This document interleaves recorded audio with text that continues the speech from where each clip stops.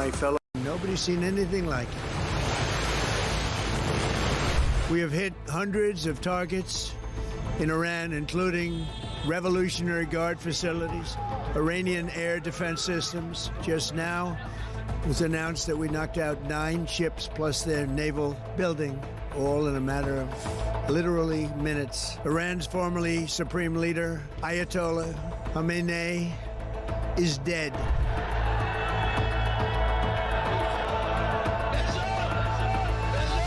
I spoke to you about the situation in the Gulf and explained that the United Kingdom was not involved in the strikes on Iran. That remains the case.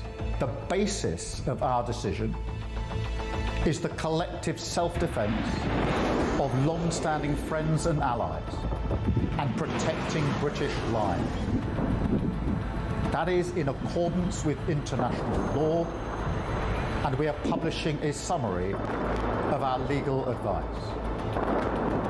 We are not joining these strikes, but we will continue with our defensive actions in the region. Mr Farage, would a reform government have allowed US forces to use UK air bases for offensive operations in Iran? Yes is the answer to your question. I would have said to the Americans, please do use our bases. We will be supportive of you on this. There were a series of very loud blasts in the area of Dubai that I'm based in. That's in the marina area. It's a very touristy area, actually.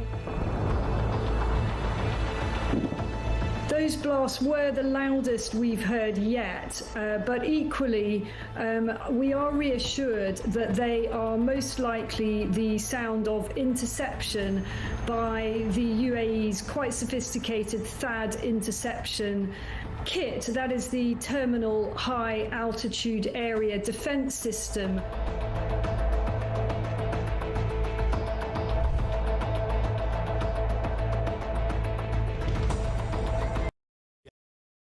Across the UK, on DAB+, on YouTube, on your mobile, and on your side.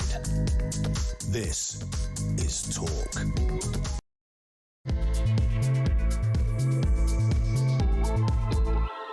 Hello, good morning and a happy Sunday to you. It is wonderful to have your company on this, perky Sunday morning, do you not think? Are you feeling perky? I certainly am. It is the start of the week. Well, to Christians anyway, because that's how it works. It begins on a Sunday. Anyway, happy Sunday to you. Blessings and prayers to one and all. There is so much to talk about and so much to look forward to. I think we're going to have a bit of a theme running through today's show, a sort of rich theme of investigation, because I am fascinated by AI at the moment. I go on these Alex wormholes where a little topic takes my fancy and I decide I need to become obsessed with it and talk about it all the time. So we've actually got an AI expert, an investigative journalist called Jeff White, joining us at 11:30, and you'll find that it's poking its little digital nose into many of our stories this morning. So brace yourselves for that. Is it going to be the apocalyptic hellfire, or is it going to be of great benefit to humanity? Who knows? We've also got Weird Hour coming up, of course, with Paul Cox at the end of the programme. Those of you who are acquainted with the concept of Weird Hour, well, you already know it is joyful and it is weird. Those of you who are not, have you got a treat in store? See, we're trying to shake things up and do it a bit differently here. Talk Sundays, frankly, talk Saturdays as well, because who wants misery and boring, grim, glum news over the course of the weekend? No, I kind of think you have to be in that brunchy vibe, you've got to be a little bit more relaxed, a little bit more cheerful. Okay, we all need our communal catharsis. We will be getting things off our chests. You might even get an Alex rant, you never know. But more than that, I just want to make sure that you wrap up your week or begin your week, depending how you look at it, in a good mood. And here to help us do it, I laugh because I'm trying to think of somebody who is more misanthropic. Probably Kevin O'Sullivan, but they're always joyful, ebullient, optimistic, full of glee. Benedict Spence. Assalamu alaikum. How are you doing, Benjamin? I'm having a restrained and respectful morning. That's what I'm doing, as opposed to this ebullient and effusive and all the other sort of words. I'm great. No, how are you doing? What's going on? really well. Yeah, you're very upbeat. You've overcome the flu that was affecting you last week. That's no all one gone. overcomes that flu. Nobody does. No, It comes around. that thing's got roots. It keeps coming around. That thing exists in me like that little man in a capsule in the 1980s film Inner Space. This is another cultural reference that's just gone over my head, but great. Great film. Do you know what I was watching yesterday? Those magnificent men in their flying machines. See, that's a dated film. Do you know that film? No. See? Okay. No, It's I not don't. just you. It's not just you that's got odd cultural I've got references. into the idea of going into really old school films. I'm like, who needs colour anyway? It's got Terry Thomas in it. He of the moustache. No? You should watch that. You'd enjoy that. Wait, what's actually. it? I'm guessing it's about aeroplanes. It's yes. It's so the premise is that it's at the very beginning of air flight. Air flight, of course, it's air flight. What else would it be? And the idea Could be a is that flight of wine. It's a race over the English Channel. Right. To prove which nation has the best Between airplanes.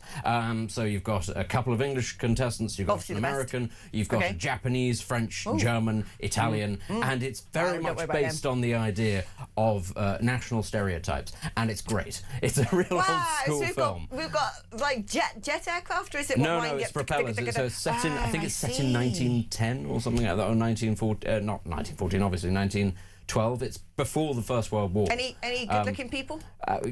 Actually, yes, but I'm going to have to leave this for you to go and actually watch. But yes, actually, there are a few. I mean, this film was made in the 1960s, so of course it's all relative. It's not a recent film, but I'd say it's very much worth the watch, and it's in that sort of tradition of things like Monte Carlo or Bust or films like that. I've got a lot of watchings to do. The old St. Trinian's films. Did you ever watch those? See, a that lot of sort watchings of to do. style, that sort of thing you've got to watch. I've got a theory that Hollywood just ain't good looking anymore. It used to be so like Marlon Brando, Gregory Peck, Robert Redford. Even the ugly people in Hollywood used to be sort of gorgeous. At least, there was something about them. And now them. I just look at them and I think, Yeah. What? Really? Who's your major gripe? Who don't you think is that good looking? Everyone. Come on, you can't just say, everyone. Come on, you've got to give me... There's got to be somebody who goes on screen and you think, that's an ugly person. Why are they there? Why am I paying money towards I've this? never understood Brad Pitt, even. You've never understood? understood? Okay, well, that's... All right, that's quite a claim right off the bat. I think he's got a sapien bent to his facial structure. As in Homo sapien? Well, one would hope. One would hope. One would at the very least hope that it was, not Neanderthal or something like that. I think he's got an edge of monkey about his bone structure. I see. On related note, I'm sure he's a lovely man. Have you heard the monkey story? We're getting the Ugandan monkeys. Yeah. Oh, we're getting to that. Don't you hold your horses. Oh, right. Good. We've got to get on with getting on right now. So let us do it. And of course, over the course of yesterday were the I'm going to say the peace talks. Peace. Between two sets of monkeys. Peace talks in Pakistan. And, well, they haven't really come to anything because Iran doesn't want to give up its ability to make a nuclear weapon, and we circle back to the whole point of why America's blasted all of their capabilities to smithereens, because a crazy theocracy led by an Ayatollah, apparently his face is disfigured, he might not have legs, but he's in those Zoom meetings, don't you worry about that. He's probably just got the sort of, the silhouette instead. So when you said the face is disfigured, do you remember what Colonel Gaddafi looked like at the end? The older he got, the more his face sort of seemed to melt, and it just looked very odd. Gaddafi? Colonel Gaddafi, yeah, but that was apparently because he wanted to have plastic surgery to look younger, but he didn't ever want to go into full anaesthesia because he didn't trust people, and so you end up looking like a Madame Tussauds waxwork that's been left too close to the radiator. Do you know who else has plastic surgery? Everybody knows this, Vladimir Putin. But do you know who his plastic surgeon is? Himself? No, it's Berlusconi's. Berlusconi recommended his... But this was obviously before he died. Really that was the guy Berlusconi. who does it. Everybody misses Berlusconi. I loved it that Even time. his ex-wives miss Berlusconi. I loved it that time that he had a hair transplant and wore a little skull and crossbones scarf around the place. That was great. He was on holiday with Tony Blair. The photos of him on holiday with Tony and Cherie Blair on a yacht somewhere in the Med. He's got that sort of pirate bandana. Do you know what this is my other gripe, okay? People, but we're not talking... We've got to talk about news, Benedict. We do, but people in Hollywood used to be better looking, and quite frankly, tyrants were more entertaining. They were. Assad is just the peak of boring. Yeah. He looks like an optometrist or whatever he is. What happened to Idi Amin? What happened to Saddam Hussein? They're all gone. It's not the same world that it was. This isn't your granddad's world. In Haiti, where he had that cool hat. Once upon a time, he had to have a cool hat, and that's gone. Things were... I felt much more secure when I knew that Robert Mugabe was a thing. You know, it's that kind With the funny moustache. Yeah. You had to have a thing, a funny moustache or a funny hat. Yeah, what a man. What an awful, awful man. Or just be Gaddafi and have a bit of everything going on. Yeah. But, we've just lost... We've lost humour, and Gaddafi, we didn't even discuss harems, but 10-point peace plan in the Middle East, which isn't going to be a peace plan. Nobody's got a harem out there. It's as we say, it's not the same. Oh, it's not. Things aren't what they used to be. And there's not going to be a peace deal, by the way. But well, there isn't, because clearly,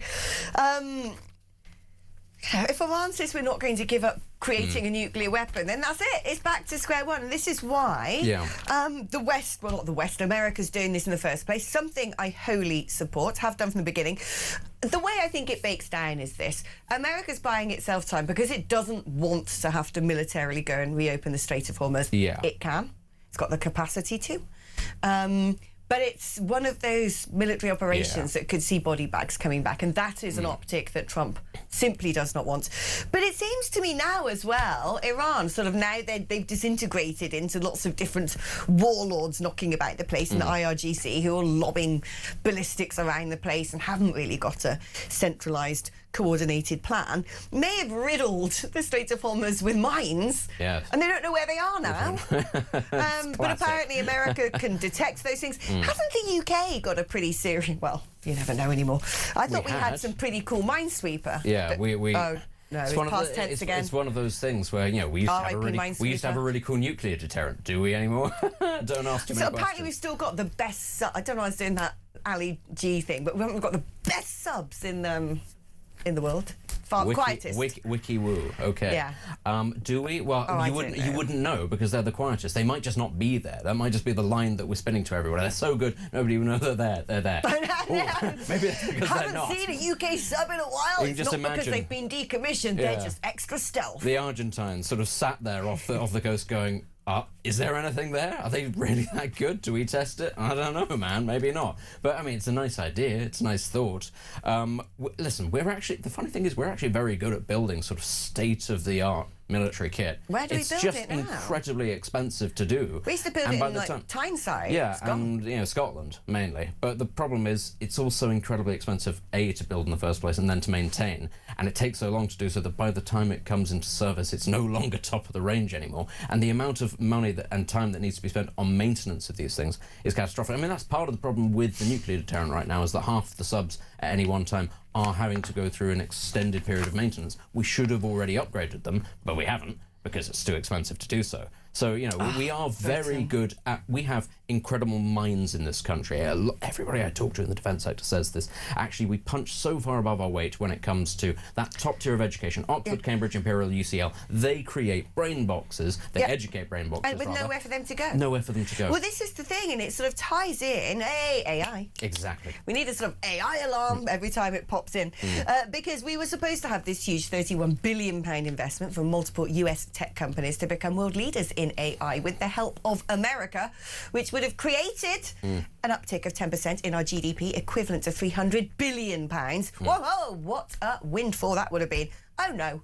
No, energy costs too high, red tape too much, planning permission impossible. The prospect of greater EU alignment is also a real problem with that. I mean, has the EU created anything in the tech sector? There's no Uber, there's no Spotify, there's no Google. There's a reason. Because the EU don't let you do anything. Yeah, the European Union has no real interest in that kind of world. And if anything, it's trying desperately to do what it can to reel in companies from other countries and other parts of the world to make them able to do less within Europe. Now, we all understand why that is. Europeans don't quite like the idea of progress anymore. They believe that they reached peak civilization and that everything should stay as it is. Now, when it comes to things like, long lunches, yeah, sure, fine, they're right on that. But everything else, it's a little bit iffy. But this is, I'm afraid, a problem. The UK, even from its relatively weak starting point, is an AI superpower of sorts because of the people that it produces. Because of the brains. It has a fantastic advantage on so many other countries,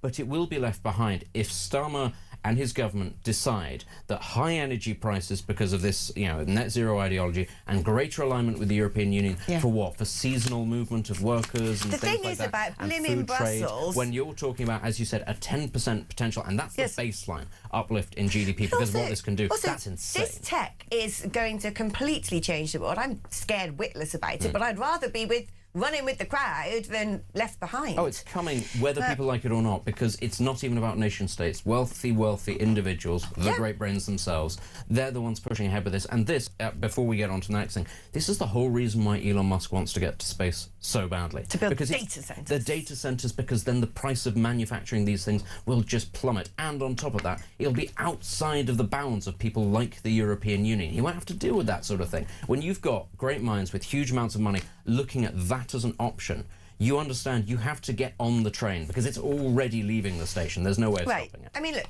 AI's become so involved with things now that apparently Iran's 10-point truce plan had 3 versions. Well, they're written by AI. Written by ChatGPT. I'm like, what?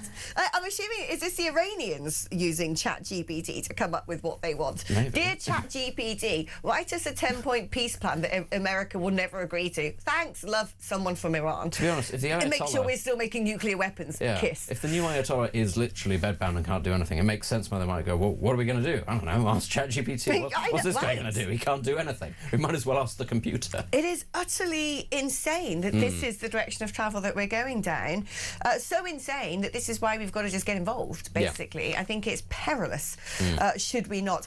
Because, as per usual, nothing's really in place to... Oh, God, I sound like the EU now. I was going to say nothing's really in place to regulate this stuff. I mean, blimmin' egg, you walk at a slow pace through Brussels, you come out the other side with some sort of, treaty about you. But I don't believe in over-regulation at all. But when it comes to AI... There needs to be... What are you up to there, AI? I mean, what are your part plans? of the problem is AI is going to make an awful lot of jobs redundant, an awful lot of service economy jobs redundant. I mean, we're sat here in central London. We can see the city. We can see all the great banks that work here, operate here. We can also see all of the insurance firms. And if you look the other way, you can see Holborn, where an awful lot of the legal firms are based. And then you look a little bit further towards Green Park and all the sort of the hedges and that sort of thing. So many people in those industries are going to lose their jobs. And that's not even just the middle classes. And we're a service-based economy. That's many members of the wealthy are going to lose their jobs as well. I think about lawyers especially, who needs to pour through the sort of, canon of case history when you can just say, dear Grok.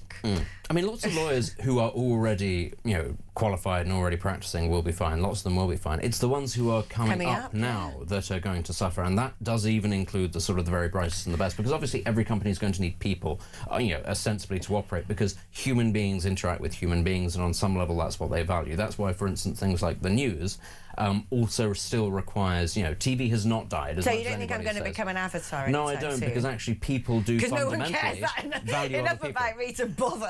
People value interpersonal connections. Even as society becomes more atomised, you notice we have not done away completely with the televisual format. We're here on YouTube as well as over the airways, and we are still speaking. We're not just sort of typing and people are just reading what we say.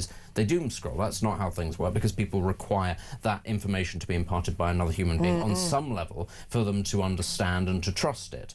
But that doesn't mean, therefore, that lots of other jobs are going to survive. And, that's something that, as you say, you don't want to over-regulate.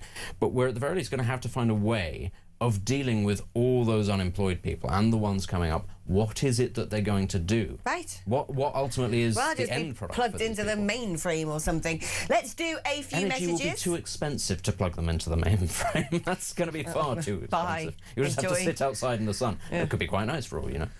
Hello, Alex. Love to hear Benedict Spence. There we go. Haven't forgiven him for trying to nick my pension, though, says James in Hollerton. I'm still coming for it, James. I'm outside your house. If you're trying to nick his pension, that James is sort of, right now having his, ready break from a golden ladle. I hope so. I'm going to take that too. I'm sat outside his house with a little burlap sack with a little, sign that says swag on it. There was an opinion piece. I think I sent it to you, didn't I? Craig McKinley wrote a big opinion piece going, well, if these pensioners who've got loads of money carry on taking the state pension, there will be no state pension for us. Yeah, but they don't care about that. The people who are currently taking the state back. I have to say. Well, it's okay. They won't be with us anymore, and we will just be, I don't know, sitting in the sun apparently, not doing anything. Of course they'll be with us because they're going to live forever because of the NHS manages somehow to keep people alive indefinitely. It's fantastic for them. Dan from Kent says the geopolitics of the China-Russia alliance is coming to a head, Alex. I suppose it is. Is that it? Okay. Well. There was more, but it's sort of he's run out of characters. I don't know how it's happened because it says we all know the Chinese is built big in It stopped. The Chinese got to him mid-sentence. Yeah, exactly. Now you don't tell them that. You don't tell them about that. Well, I suppose in what way? I think that what America's done... I would like to hear the rest of that. I'd like to hear the rest of it. Please, because get back in touch I was reading, like, the Daily Mail was doing winners and losers of the war, which I hate. I'm getting so fed up with this. Who's won, who's lost. It's not even over, guys.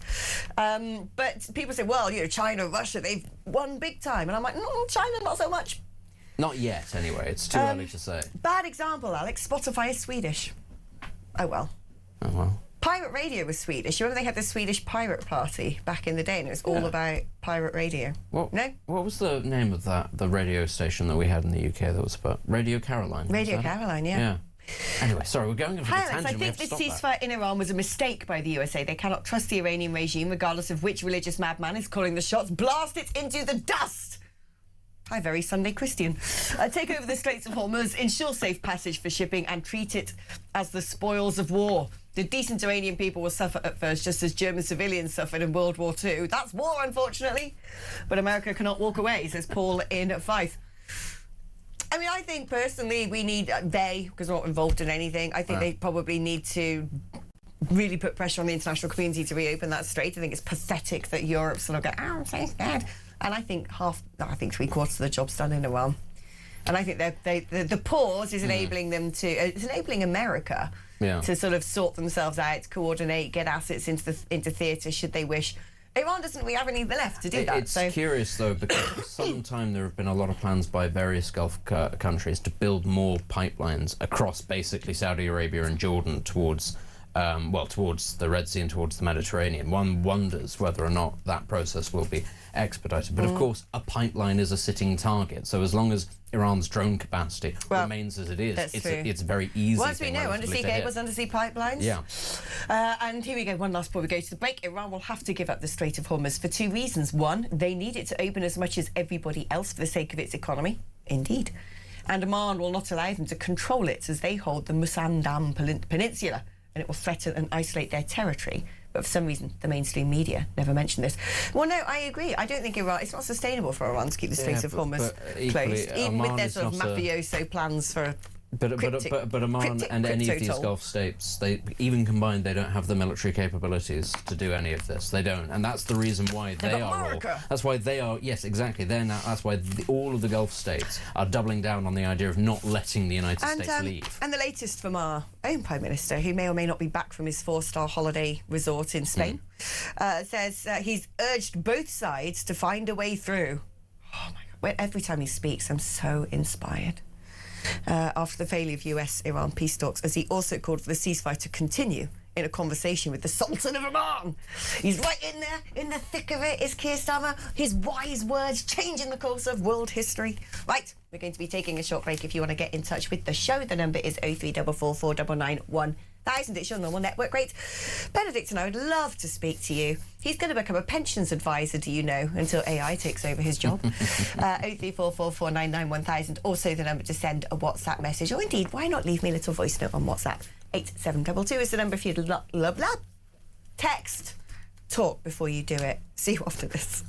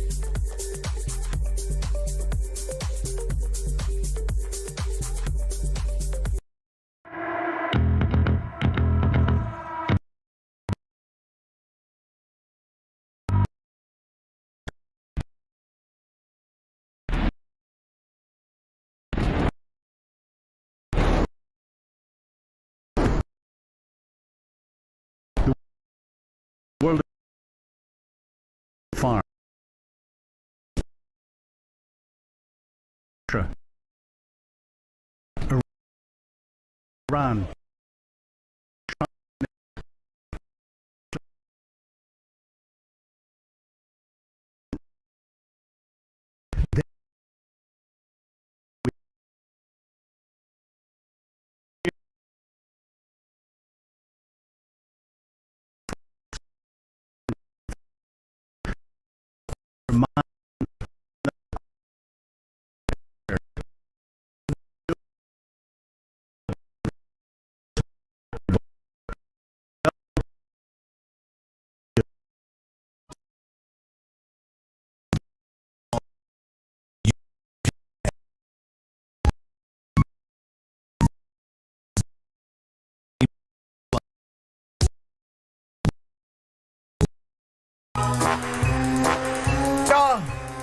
Yeah, James Bond.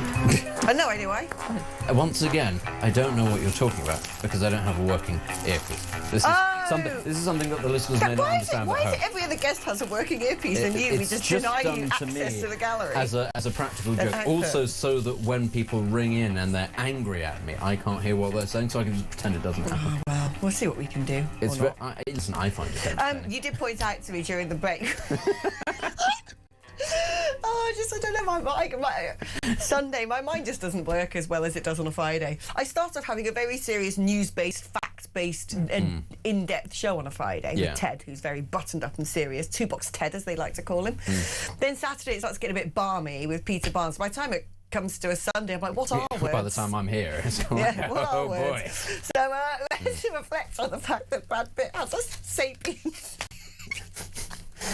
What does he have, Alex? What does he have?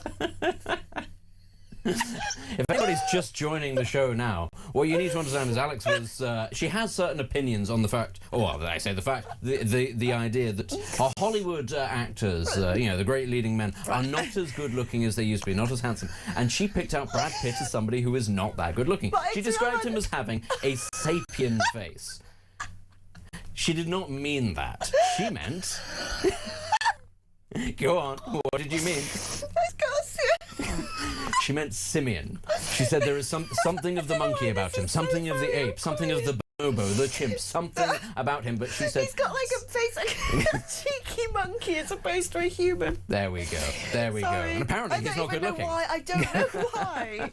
That has actually brought tears to my... Sometimes things make you laugh and you have no idea why it's that thing. That's just really made me laugh. I'm sorry. Sapien-looking people up and down the country being like, what's wrong with looking like a sapien?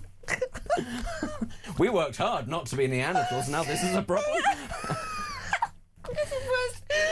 As an insult, you look really like a human. You look really personable. You look just like a human. Your visage is rather normal to me. Okay, I'm really gonna stop. I'm crying and I have no idea why this has set me off. Anyway, the Iranian ceasefire. Oh God! Right, no, right. This is a big. Should we talk about politics? Let's talk about the fact this is really problematic for me. I don't know why. Oh gosh. Oh dear. Right. Can you talk about why? Shall I talk about pensions? Can you talk about why it's a terrible thing that our once mighty navy is now begging France for help? Please do it while I sort myself out. Well, I mean, there's a real turning the tables there, given what was it we used to call them? Cheese-eating surrender monkeys? There's something of the simian about them as well. Right.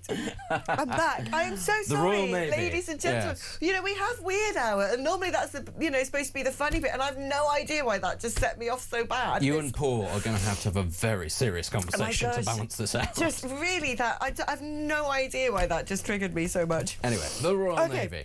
The Royal Navy. Because the idea of asking France for help in the Channel, which we know how that works out, don't we? Yeah. Here's millions of pounds. You know those dinghies that we're trying to intercept. Can you do it for us? Let alone, here's some more money. You see that Gert sanctioned tanker that we're trying to intercept, followed by a load of Russian frigates? Can you help, please? Because apparently Lord Hermer who's decided it's against international maritime law to actually do anything about the shadow fleet. And so it comes down to civilians where apparently that's okay because they're not, you know, it's a Royal Auxiliary Fleet, not the Royal Navy. But they've gone on strike, plus none of our boats seem to work. And so we're actually saying to the French, yeah, don't worry about those dinghies anymore, we've got a bigger job for you. Like, monkey see, monkey do. Simeon see, Simeon do.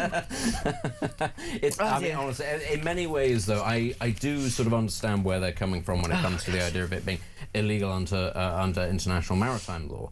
I think it's more a practical issue, though, which is that you don't really want to be getting into a bit of a dust-up with the Russians right now, because we don't actually have the physical capacity. I'm trying to keep it serious. We don't actually have the physical capacity to be getting into those kind of scraps right now, as much as we'd like to pretend to be.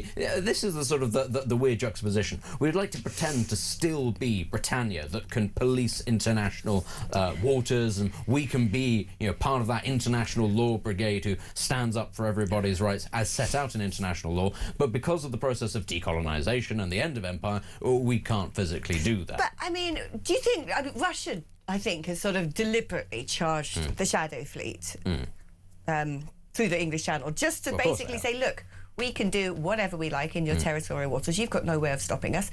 Well, it is an international shipping lane, and this is something that actually does happen fairly frequently. People are not helping me right now because they're messaging me about me laughing. And I'm like, don't, it will happen again. I can't even look at you right now. I'll face away. I've got the funnies.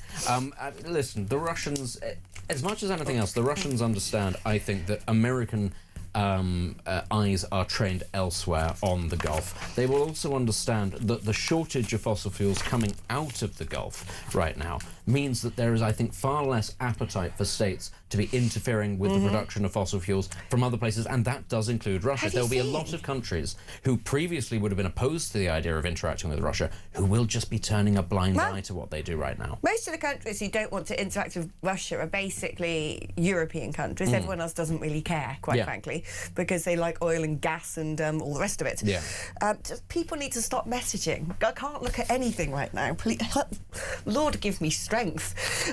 But have you seen that China is starting to move a lot of its kit in and around Taiwan? Given, I mean, I suppose the American naval fleet have left that particular theatre of war, moved into the Middle East, and China is taking the opportunity to conduct military exercises.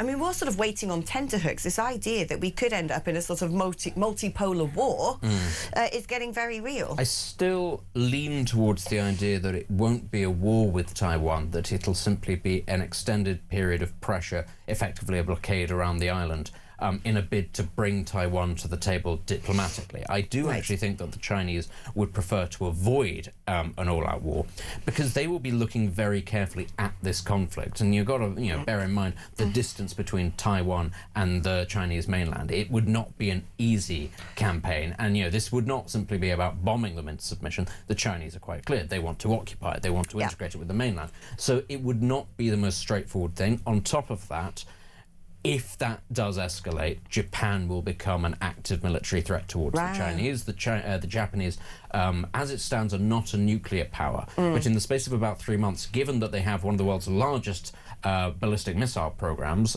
which they use for civilian purposes, and they have one of the largest stockpiles of nuclear material, again, for inverted quotes, civilian purposes, but they have the capacity to become the 4th or 5th largest nuclear power in the space of about 3 months. That's something the Chinese would rather avoid. But they are looking at what's going on in the Gulf, and they're looking at American capabilities. They're looking at their capabilities. They're looking at how it is they actually would proceed in the event of, say, amphibious landings. Well, they are very curious. In times past where they've done exercises, they've closed, certain territorial airspace in order to conduct those operations. And it's normally a matter of days where you say, we're going to be getting up to stuff, so don't fly your commercial aircraft here. Thank you.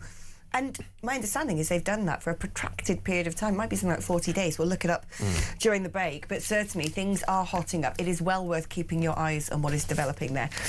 OK. On that serious note, we're going to take a short break. I'm going to be back, possibly with a smirk on my face. Who knows? I'm going to do my best to try and hold it together again. 03444991000 is the number to dial if you want to join the conversation or send a WhatsApp message. 87222 is the number if you'd like to send a text. Write the word talk before you write your message. See you in a moment.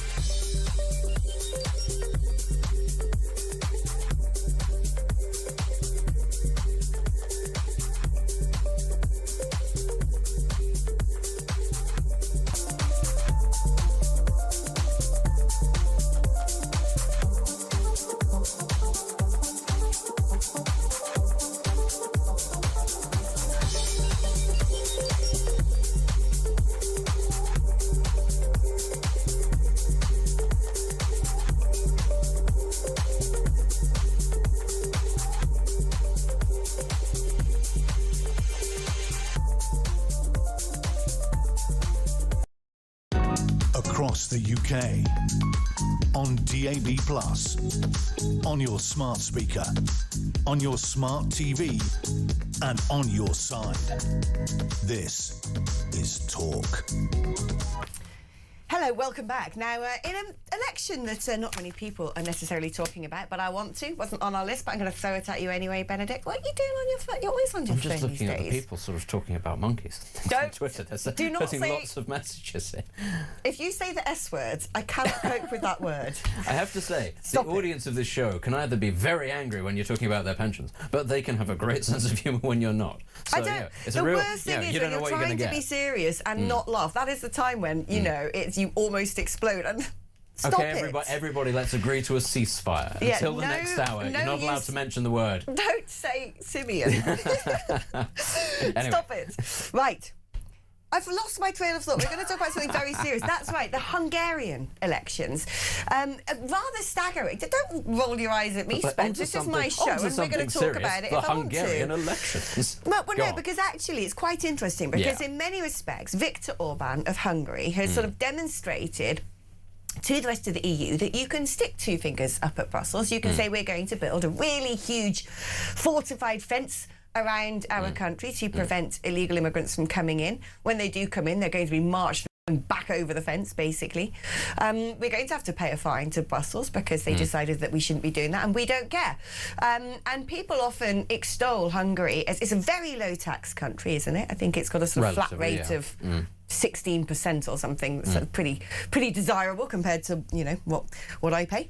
But also it's sort of maintained its Christian cultural heritage. It's got a strong pro-natalist policy. Of course, you're supposed to hate it because Viktor Orban is friendly with Vladimir Putin, but in many other respects, people on the right wing of politics in the United Kingdom often look at Hungary as a success story, and certainly they do in America as well. Rather astonishing, the intervention by J.D. Vance, even Donald Trump at a big Orban rally, basically, doing a live down the line, as we would say in the industry, support act, saying, please re-elect this man.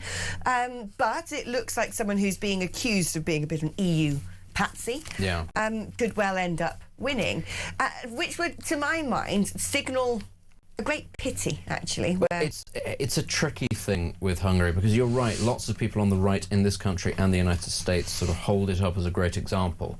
The problem is you just can't apply its model to anywhere else, even in Eastern Europe. It is not a Slavic country. It's it's Magyar culture. It's a different culture. Magyar, that is the name of the opponent. To many of its neighbours. And there are lots of actually ostensibly quite right-wing countries in Eastern Europe that actually ideologically I think would be a lot more similar to Britain or the United States, that they ignore because of their stance on Russia. And you have to sit there and think, well, why might they have a particular opinion of the Russians and of the war in Ukraine? Let's look at places like Poland or the Czech Republic. Why might they not be so keen on the idea of making peace with the Russians? Why might, in fact, they have pretty good track records? And actually, if you look at the state of everybody's economy in that part of the world, Hungary isn't doing particularly well. Its pro-natalist policies are not succeeding. I applaud their efforts to try, but they're not succeeding at all. The fact that they are, a little bit more pragmatic, if you like, on the subject, is almost sort of neither here nor there. The European Union is not about to disintegrate anytime soon, but it might be dragged in a very different direction from the one that it's been going in. And that is if it's driven, or rather led, by the majority of the Visegrad countries, of which Hungary is one. But the Czechs and the Poles and the Austrians, they are also part of that, and they don't agree on this particular issue. If you've got that kind of division there, which ostensibly therefore Hungary is the divider, well, then you don't have a united bloc that is going to be able to challenge the central power of the European Union. That's and that the is a EU problem. been delighting in the idea of Orban being out of power for a very long time. The fact that he is, the awkward one in that situation is actually great for Brussels, because it allows them to drive a wedge between this group of countries. And that's why, on the face of it, even though we can all sort of sit here and say, morally, ideologically, lots of people on the right really like him because he's a bit purer than the rest, a bit less sort of pro-Europe than, say, they are in Prague or Warsaw, that doesn't actually mean, therefore, that he's building a bloc. He's isolating himself. He's making it more likely that he will be taken down. He was sort of increasingly working with leaders such as Giorgia Meloni, but I suppose he might not be there for much longer. We will have to wait and see. The suggestion is that his rival is 10 points in the polls ahead of him. But I don't know. Strange things happen in elections. Before we go to break, let's talk about this rather ridiculous... This is ridiculous, this story. Apparently thousands of Asian, African and Middle Eastern migrants have come to Britain under the Ukrainian free visa scheme. Now, this is if you've got family in the country, you can be reunited with them. Or if someone said to you, hey, come and live with me, you lovely person from Kiev or wherever, you could apply for a visa. But for this scheme, apparently 1 in every 80 of the 279,223 visas granted under the scheme has gone to people who aren't even from Ukraine. So Russians account for the biggest number of non-Ukrainian nationals to have come under the scheme. I suppose it sort of makes sense. They're neighbours, and there'll be Russians who aren't on the side of Putin and those who are and trying to game the system. I was going to say there'll be lots of them who are just coming for other reasons. But how can you explain that people coming to Britain under Ukrainian visas have included Nigerians, Afghans, Iraqis, Moldovans, Turks, Indians, Egyptians, Ghanaians, Libyans, Palestinians, Vietnamese, Yemenis? I mean... Come on. The whole thing's a farce. The whole thing's a farce. The whole thing's a joke. And, to go back to what we were talking about, which was Hungary earlier, one of the things that everybody does agree that they've done quite well, or, ostensibly trying to do quite well, is the issue around their border. There's one thing that almost every European country, not their governments, but their populations can agree. They don't like the numbers of migrants coming, be they refugees or economic migrants. They don't like the associated criminal disorder that comes with that. They don't like the associated costs that come with that. That is one thing that the Hungarians are right on, that everybody else also feels the same way about.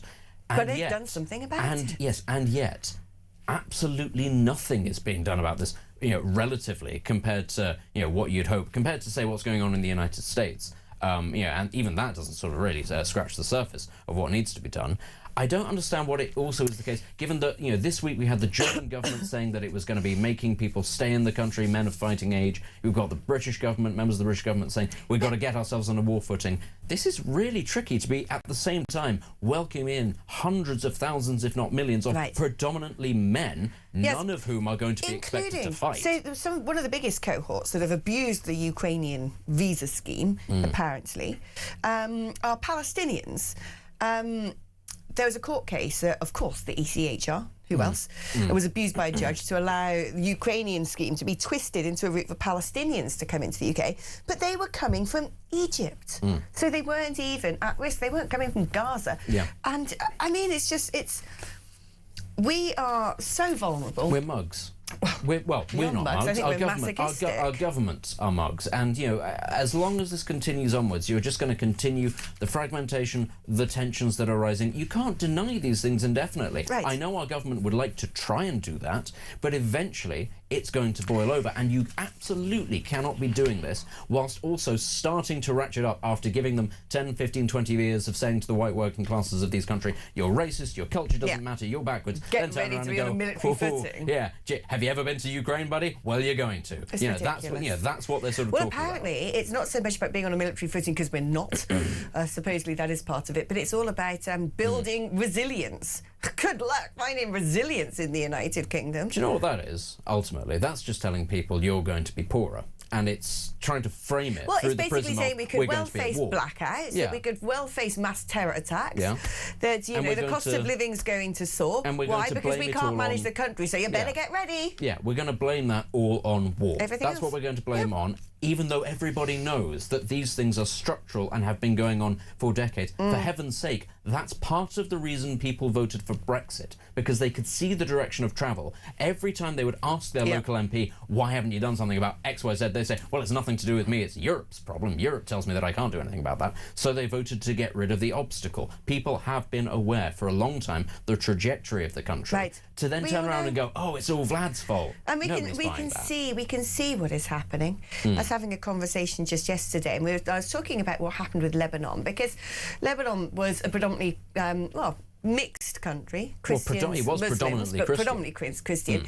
And it was only until relatively recently in the grand scheme of things, that Hezbollah started to compete in elections, win elections, take over parts of the south and turn it into a Muslim caliphate, which is why there's sort of, you know, Israel's been bombing bridges between the south and the north, because northern Lebanon largely okay, southern Lebanon full of Hezbollah. And you look at the United Kingdom, and I'm not even being hyperbolic here.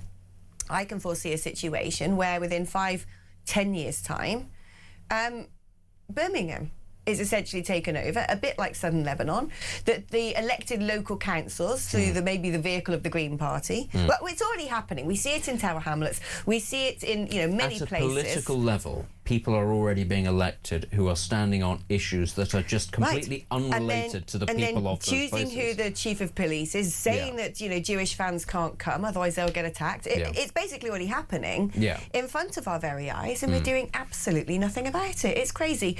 Let's do some messages before the break. If there is a war, the aggressor is any bigger than the Isle of Wight, the UK will last no longer than a day.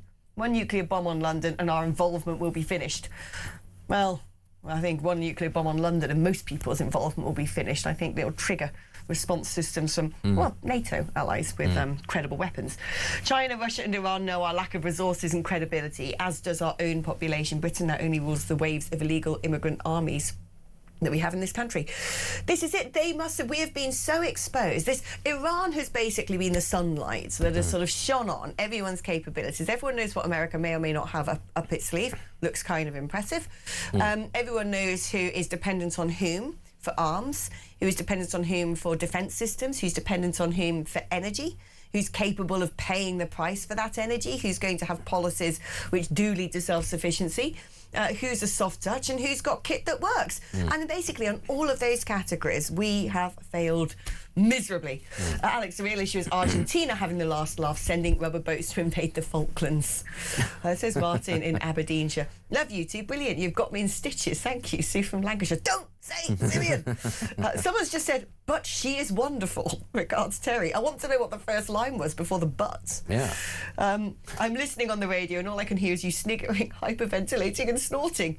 Keep up the good work. Is that all people ever wanted? They just wanted to hear you laughing and unable to say anything. That's the radio. That's the show, ladies and gentlemen. All they wanted was someone to... Yeah, it's gone now. I can actually just say the word Simeon just quite send in your best easily. Jokes. Send them in and she'll read them out and see if we can actually get a sentence out of it. What is Alex on? I could do with some of that. Well, this is the thing. Nothing. I had a really early night. I was actually in the makeup room listening to my sort of happy clappy God music. So vitamin G is what I'm on. Apparently listening to some... But everything you're laughing about is as a result of evolution. So there's a certain irony to... Oh dear, I've done it again. Right, don't you start. I just always said as a result of evolution. That is the problem I have with Brad Pitt. You know, when you see... You know, here we go. See pictures of like how humans have changed Evolved, from sort of like walking slowly upwards, simians to sapiens, and you know the bone structures change. I feel like he's a bit lower down the scale than he should be, basically. Sorry, Brad Pitt. I mean, everyone else thinks he's the most good-looking man on earth. I was going to say you must be the first person. He's going to hear this clip because it'll just be his publicist will somehow get a hold of this because somebody will be like, "Have you heard this? I've never heard anything before," and then he'll end up, I don't know. You know the story about the chimps in Uganda fighting each other? We haven't got onto that They'll yet. make a film about it and he'll play the lead. That's what's going to happen. Right, we're going to take a short break. I'll see you simians just after this.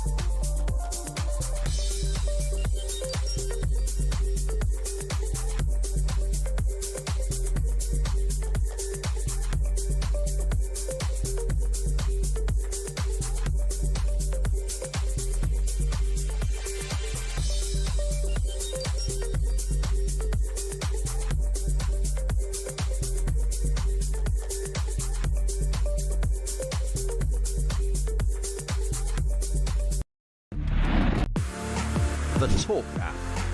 You can watch, catch up and listen to all your favourite shows and podcasts anytime, anywhere, all on the Talk app. Watching and listening to Talk just got easier. There's now only one place for the home of common sense. So head over to your App Store or Google Play and search Talk now.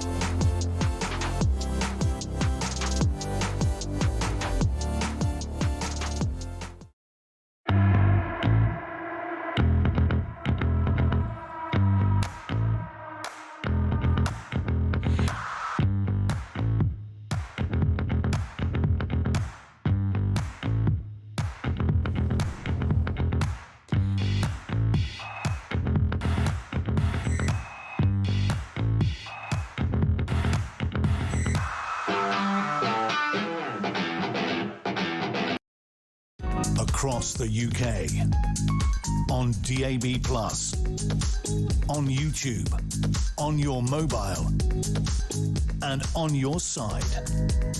This is Talk. Hello, welcome back. Oh, look at these lovely messages. Dear Alex, did you know China recently got hacked and 12 petabytes of military info was stolen by a group called China on Fire? I didn't know that. I'm actually deeply interested in that. I will be reading that later. It's my birthday today and I love listening to you guys. So Stuart in Derby. Happy birthday, Stuart. Now would be an optimal time for the UK to develop a silicon chip microprocessor industry before China takes over Taiwan. Well, the thing is, we actually had that. It was called Newport Wafer Fab. And then the Chinese tried to buy it, and then we sort of almost let the Chinese buy it. And then apparently we sort of said no, and I lost the thread after that. I don't know what happened to Newport Wafer Fab in the end. I don't know what happened to that either. Somebody want to tell us? Does someone want to tell us? Yes. Someone want to Google that in the gallery? Newport Wafer Fab, what then happened?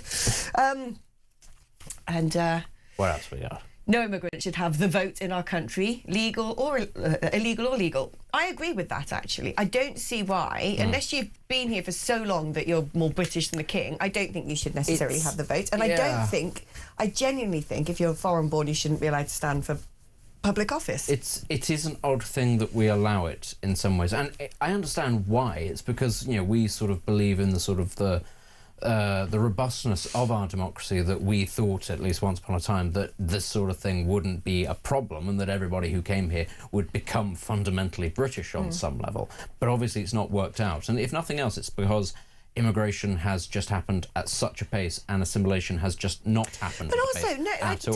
How many other countries would allow Very someone few. who's foreign born Is to the answer. Very few. become, you know, a politician? In America, you have to be... Do you have to be American born, or is that just to be president? No, that's just to be president, yeah. But it is staggering to me. I also personally think, I don't think, you know, some of the crazies who sort of say, well, this has to go back a gazillion generations. And I'm like, all right there, calm down. But, you know, I think if someone happens to be, like Rishi Sunak, whose parents are immigrants, fine, whatever. But I do have an issue with other people. Dual passport holders, I don't think should be allowed to stand for office. I think if you're going to stand for office in this country, you give up entirely citizenship of another country. There should be no dual passport holders. It is nuts. There have been several examples, haven't there, of... it always seems to be specifically British Bangladeshis who seem to want to stand for office in both places, and you just think, well, what on earth's going on there? Is one the springboard for the other? It shouldn't work that way. And, of course, far too many politicians, elected politicians in this country, decide to then take it upon themselves to act on behalf of the other country of which they are originally from or a member of, to divert funds towards... But, I mean, there was a bizarre campaign by British Pakistanis, I think it was, to get the airport in in Kashmir. Mirpur. Yeah, and you just think, why? Right. What business have you got? Well, then you've got the doing sort that? of rather murky circumstances surrounding Tulip Siddiq. You've got Guyana and that company that David Lammy was involved with. Also, he seemed to love the idea of reparations for a Although, while. let's be very clear, you also get thoroughly, completely, 100% going back however many generations, British people who also act on behalf of other countries, like the literal Prime Minister giving the Chagos Islands Yeah, away. when people seem to think that, oh, well, you know, sort out the problem with all these people who haven't integrated, that'll be it. I'm like, out of the 500 people arrested from Palestine Action, how many are white and middle class? Oh, it's ridiculous. Now, just because you... Just because you've been mentioning it all day, I was going to do it in Weird Ad, but I feel like you deserve a reward. Yay.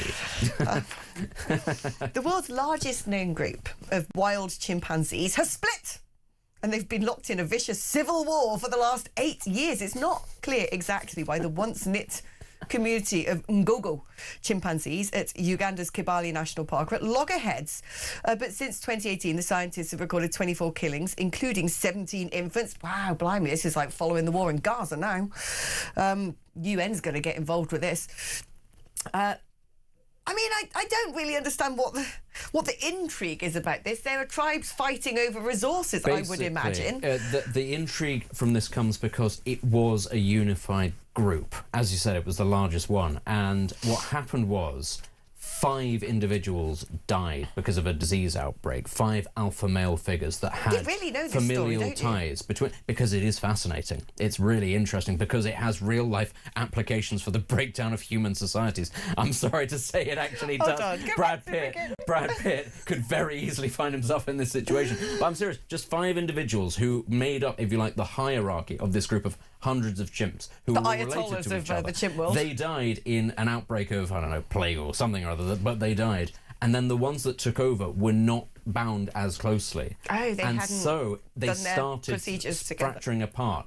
And they and then they started basically raiding against each other and then started killing each other and taking resources. Lots of them have disappeared. It's quite funny, actually, in some ways. It is like a sort of a Middle Eastern dictatorship. You know, some males have just disappeared and never been found. They've been, taken away by the monkey secret police and just taken to a black site somewhere in the middle of the jungle.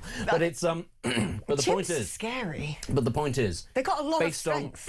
Based on nothing other than familial ties, or a lack of, basically. Right. Obviously, chimps do not have a political ideology, as far as we know, or religion, although that's not technically true for other monkeys. Other monkeys do, strangely enough, have religion. Which monkeys have religions? I believe it's bonobos. Oh, bonobos.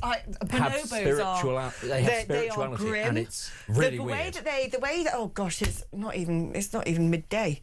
How do I do this one? How have we got onto this? The way that bonobos maintain tensions between tribes is male and female bonobos greet each other by... Go on. They don't shake hands. They make contact with other parts of their anatomy, which are between the hands and the feet. They're, I think, what you might call players. That's what they're players. Don't hate the player. Hate the game. That's what they are. So I'm assuming the chimps haven't been up to that. But I can't. I think it's bonobos. But there is a monkey species that has a form of spirituality. They keep returning to pools of water and sitting around the outside and just looking at them, and they never drink from them. And there is this idea that for some reason they have spirituality. It's really ever weird. Visits them. There is. I tell you what. Prince Philip. There could be a. Like when they thought he was a god. I can imagine. Okay, this is great. This is the script. This is Brad Pitt goes to Uganda and the chimps proclaim him their god. The monkey god. Yeah, and that's how Planet of the Apes starts. Oh, that's the prequel of prequels right there. Anyway, but the point is the chimps in Uganda, they're fighting each other. Jane Goodall was wrong. It's all a also never have a pet chimp. They can turn. They can. And they're worse than XL bullies when they do. They're stacked. They are stacked. Yeah, they're very strong. Got a lot of digital They're power. very strong. They've got a lot of anger issues, and they're currently working them out, and it's resulting in what appears to be a form of genocide. No, simianocide. Oh no, make it stop. Anyway. Benedict, thank you. You've really kept me good company this morning. Benedict's leaving us. Hopefully you aren't. Please come back just after this.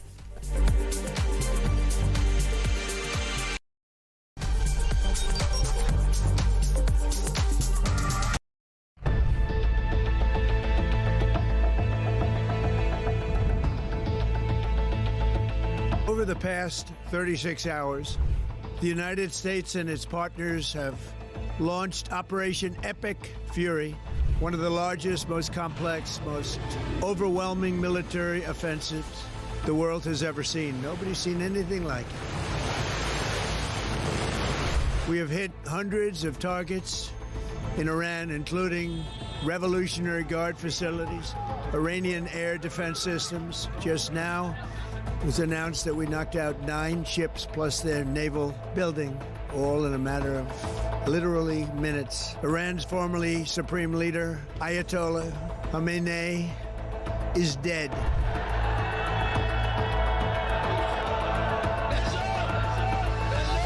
I spoke to you about the situation in the Gulf and explained that the United Kingdom was not involved in the strikes on Iran. That remains the case. The basis of our decision is the collective self-defence of long-standing friends and allies and protecting British lives.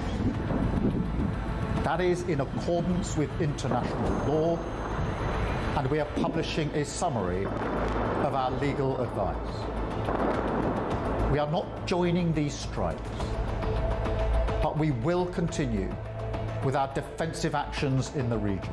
Mr Farage, would a reform government have allowed US forces to use UK air bases for offensive operations in Iran? Yes, is the answer to your question. I would have said to the Americans, please do use our bases. We will be supportive of you on this. There were a series of very loud blasts in the area of Dubai that I'm based in. That's in the marina area. It's a very touristy area, actually. Those blasts were the loudest we've heard yet, but equally we are reassured that they are most likely the sound of interception by the UAE's quite sophisticated THAAD interception kit. That is the Terminal High Altitude. Across the UK, on DAB+, on YouTube, on your mobile, and on your side.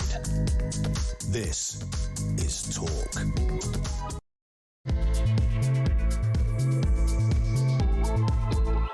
Oh, come on, guys, please stop sending me messages about chimps now. I've got a weak side, apparently, which is anything to do with monkeys. The problem was, when I got the giggles, I couldn't even look at Benedict. I don't know why. After talking about people with simian faces, I was looking at Benedict, and all I could see was Rafiki from The Lion King. It was like, I've got, like, monkey filter. Oh, dear, oh. Weird Al's not even upon us yet. Hi, Alex. Chimpanzees have self-awareness and empathy. They're far more intelligent than many people think. Also, female bonobos control the group using sex. Well, that's what I was trying to say, Don, in Chelmsford. The way that the bonobo women especially greet each other. Chimp group fracture. Waitrose better watch out.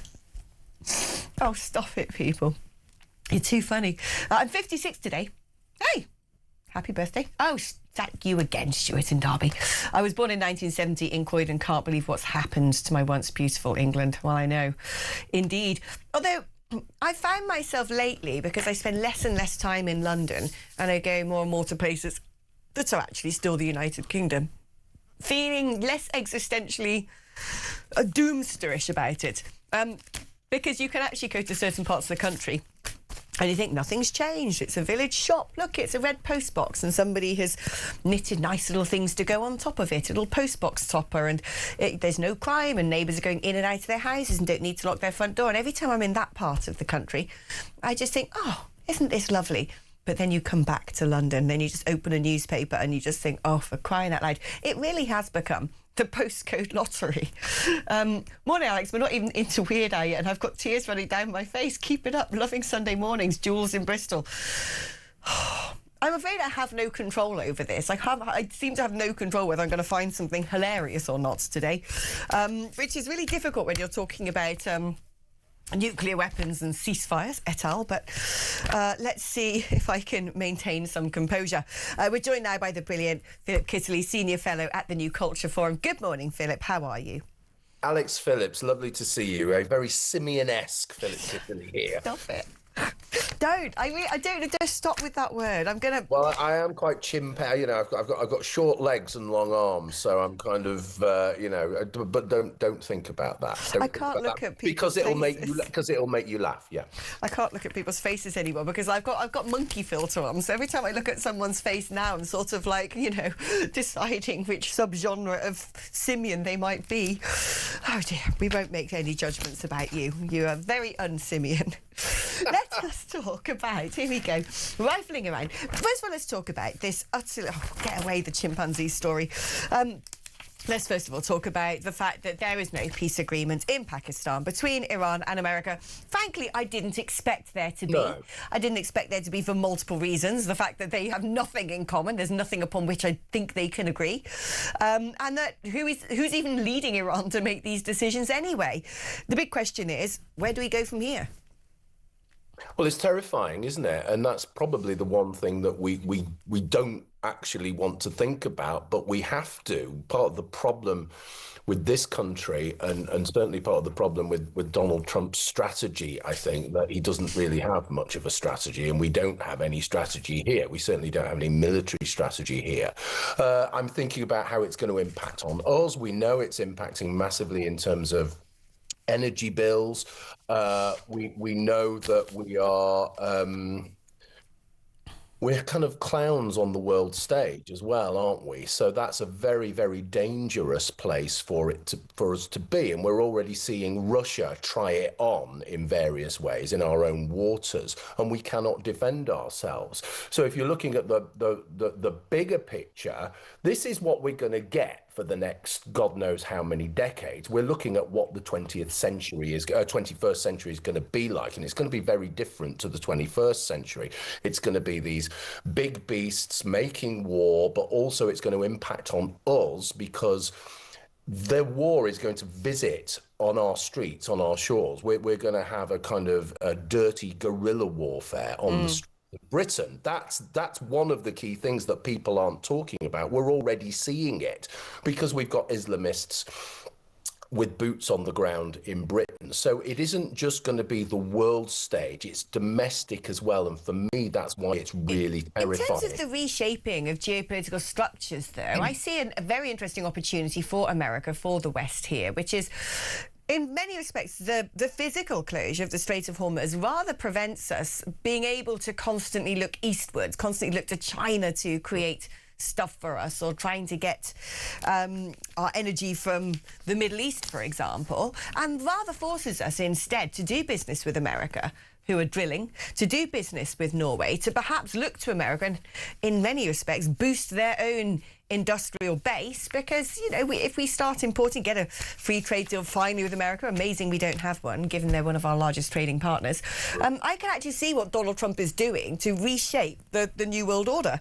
And Iran, at the end of the day, can't really afford to keep the Strait of Hormuz closed. I do worry when people start talking about what is the plan, because I think there are multiple plans there are at any one time in a war, and you sort of adapt strategy according to circumstance. And I have no doubt that if America wanted to forcibly reopen the Strait of Hormuz, it can. But I think Trump's trying to do everything he can to try and prevent that from happening, simply because of the potential body count, which are terrible optics, but I also don't think he is at heart a belligerent. I think he'd rather be able to do this without any more American lives being put at stake. Meanwhile, based upon what you were just talking about, Philip, astonishing story today. Quite how many people, 1 in every 80 people granted asylum under the Ukrainian free visa scheme ain't even Ukrainian. How is it that in this article, nothing really, other than this ruling by a judge using the ECHR to suggest that Ukrainian scheme should be allowed as a route for Palestinians to come to the UK. I assume that's the terrifying thing. Yeah, I assume it's in the backlash of that ruling that now I don't understand how this happens, how you set up a scheme for one particular country because they've been invaded, and all of a sudden 1 in 80 of people applying for visas under that scheme are just randos from Lord knows where.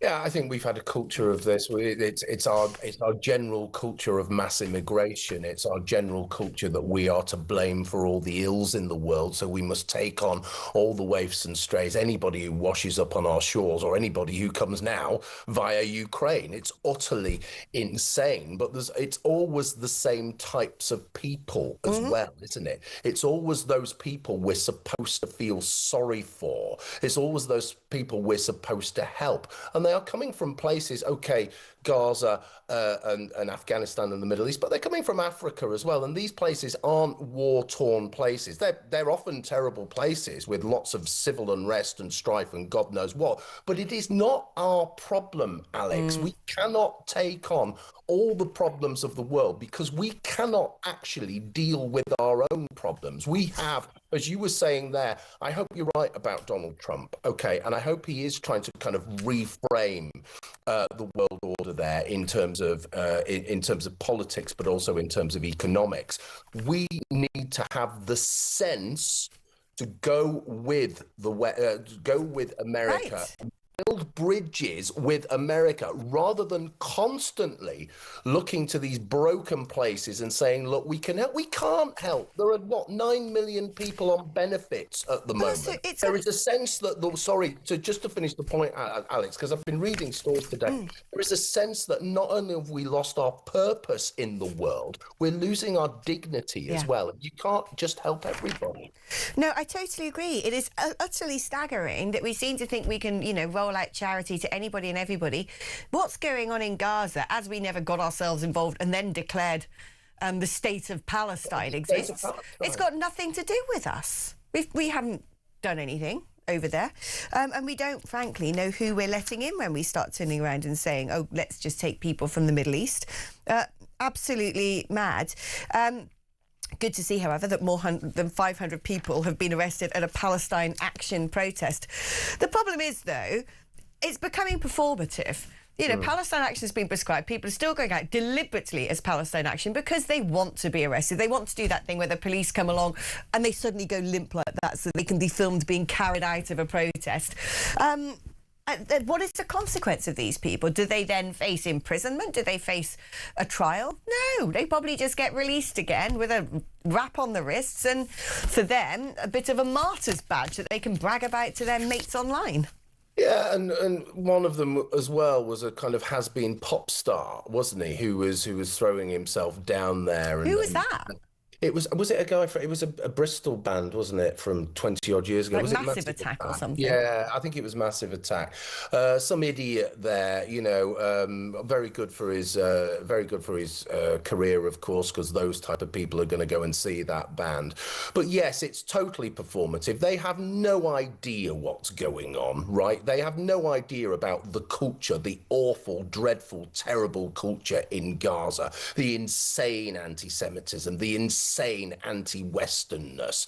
They have no idea, for example, 30,000 rockets have been fired into Israel over the last couple of decades. They have no idea about any of that. Or if they do, they simply don't care. So they take this particular conflict, and my God, there are enough conflicts in the world, but they take this particular one because they can perform their virtue around it, and they can also, it's a nice way for them to hate Jews as well. That's the other thing, isn't it?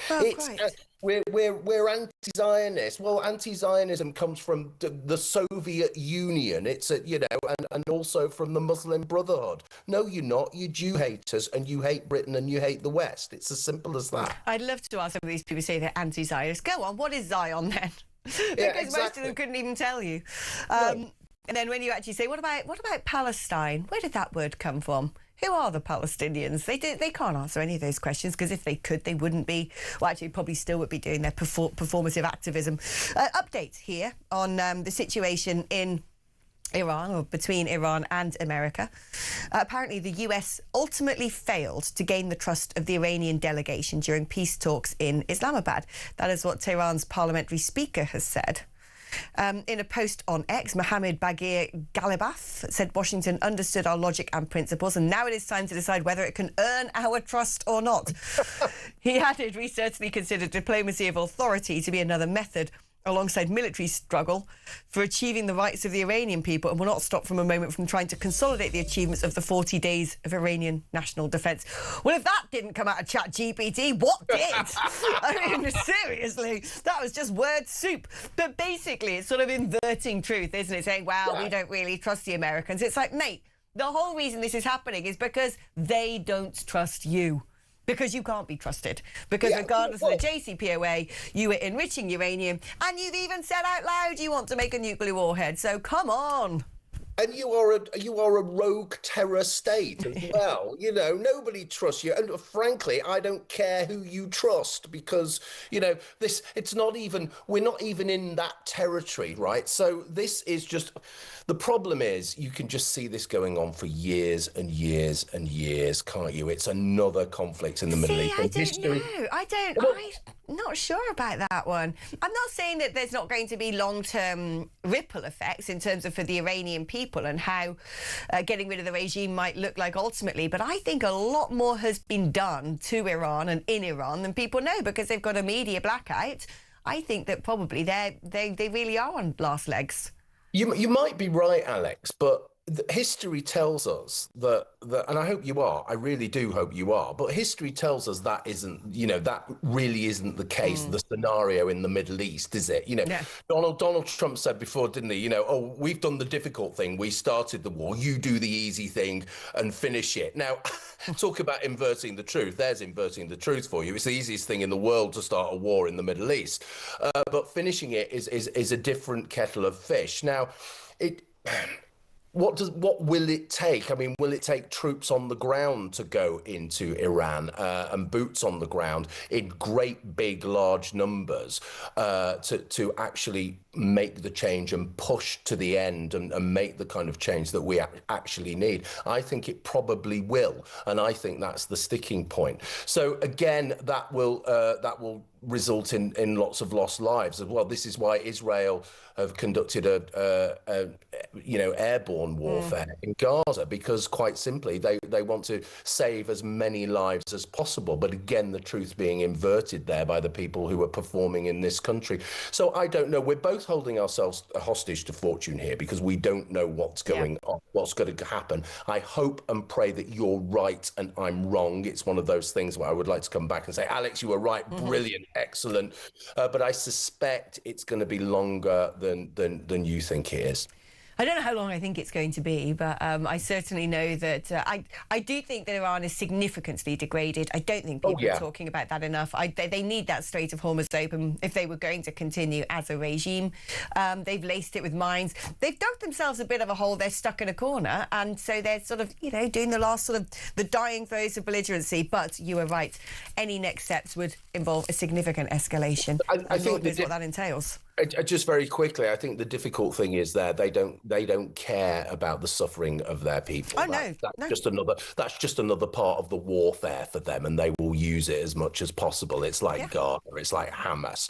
So I think that's the real consideration here. But I again, I look at it and I think, well, they're in such a terrible mess. We had reports not long ago, didn't they, of the Ayatollah in a coma and missing a limb. It sounds like me after a particularly heavy night on a Friday, in town. But I suspect they will lurch on and on until people actually go in and take them out. Yeah, well, who knows how things are going to play out, but it's certainly not done yet, that is for sure. Unfortunately, though, in terms of this segment, we are, Philip. It's been a delight and an honour having your company, your wisdom, your clarity.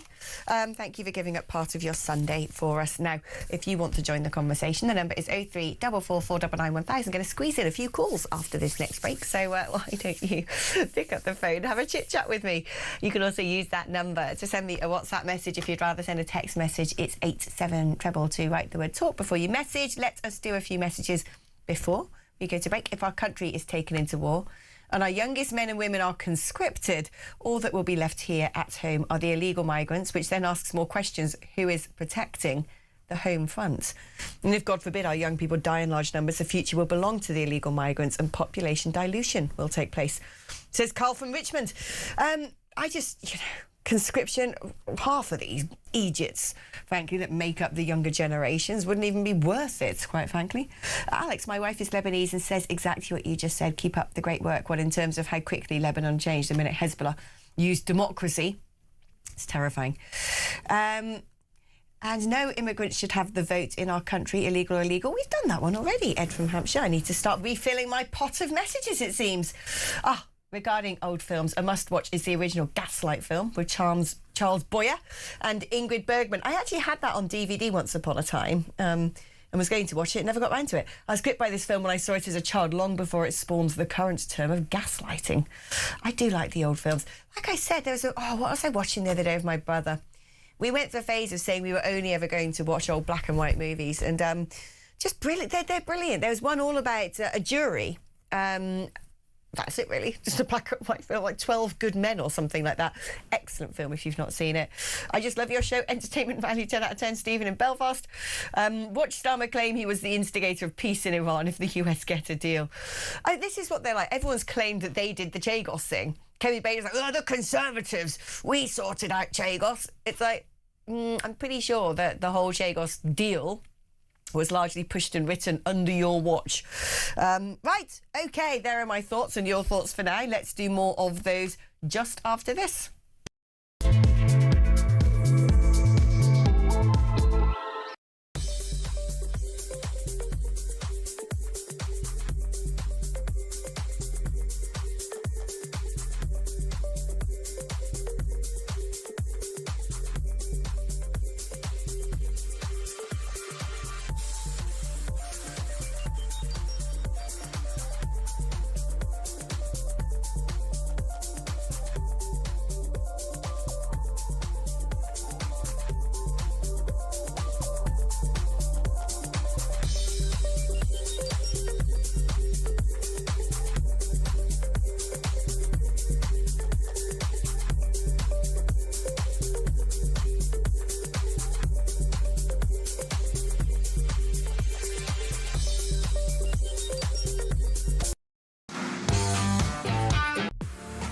The Talk app. You can watch, catch up and listen to all your favourite shows and podcasts anytime, anywhere, all on the Talk app. Watching and listening to Talk just got easier. There's now only one place for the home of common sense. So head over to your App Store or Google Play and search Talk now.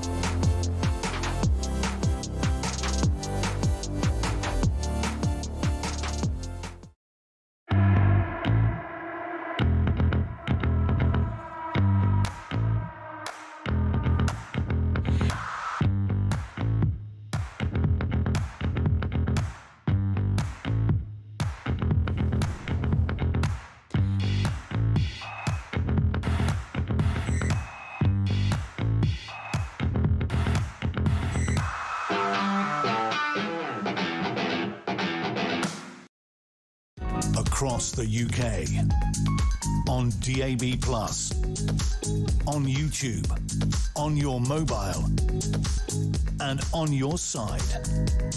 This is Talk.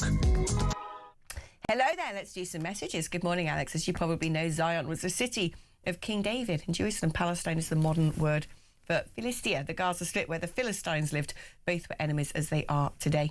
I do know that. In fact, Zion means to point, because it's the place, the exact place at which God first interacted with humanity. However, the Bible also talks about peace between Israel and her Arab neighbours before Jesus returns. Ezekiel 38, there is no way this can happen if Iran and her proxies are not contained, says Matthew in Cheltenham. Love it when things get biblical. America innovates, China imitates, and Europe regulates. Well, very succinctly put, indeed. Listening to Philip mention the benefits bill we have here, 9 million on benefits. To put that into context for people who shrug that figure off or can't see the size of it, 9 million is the entire population of London. Let that sink in. 9 million is enormous. I ain't shrugging at that.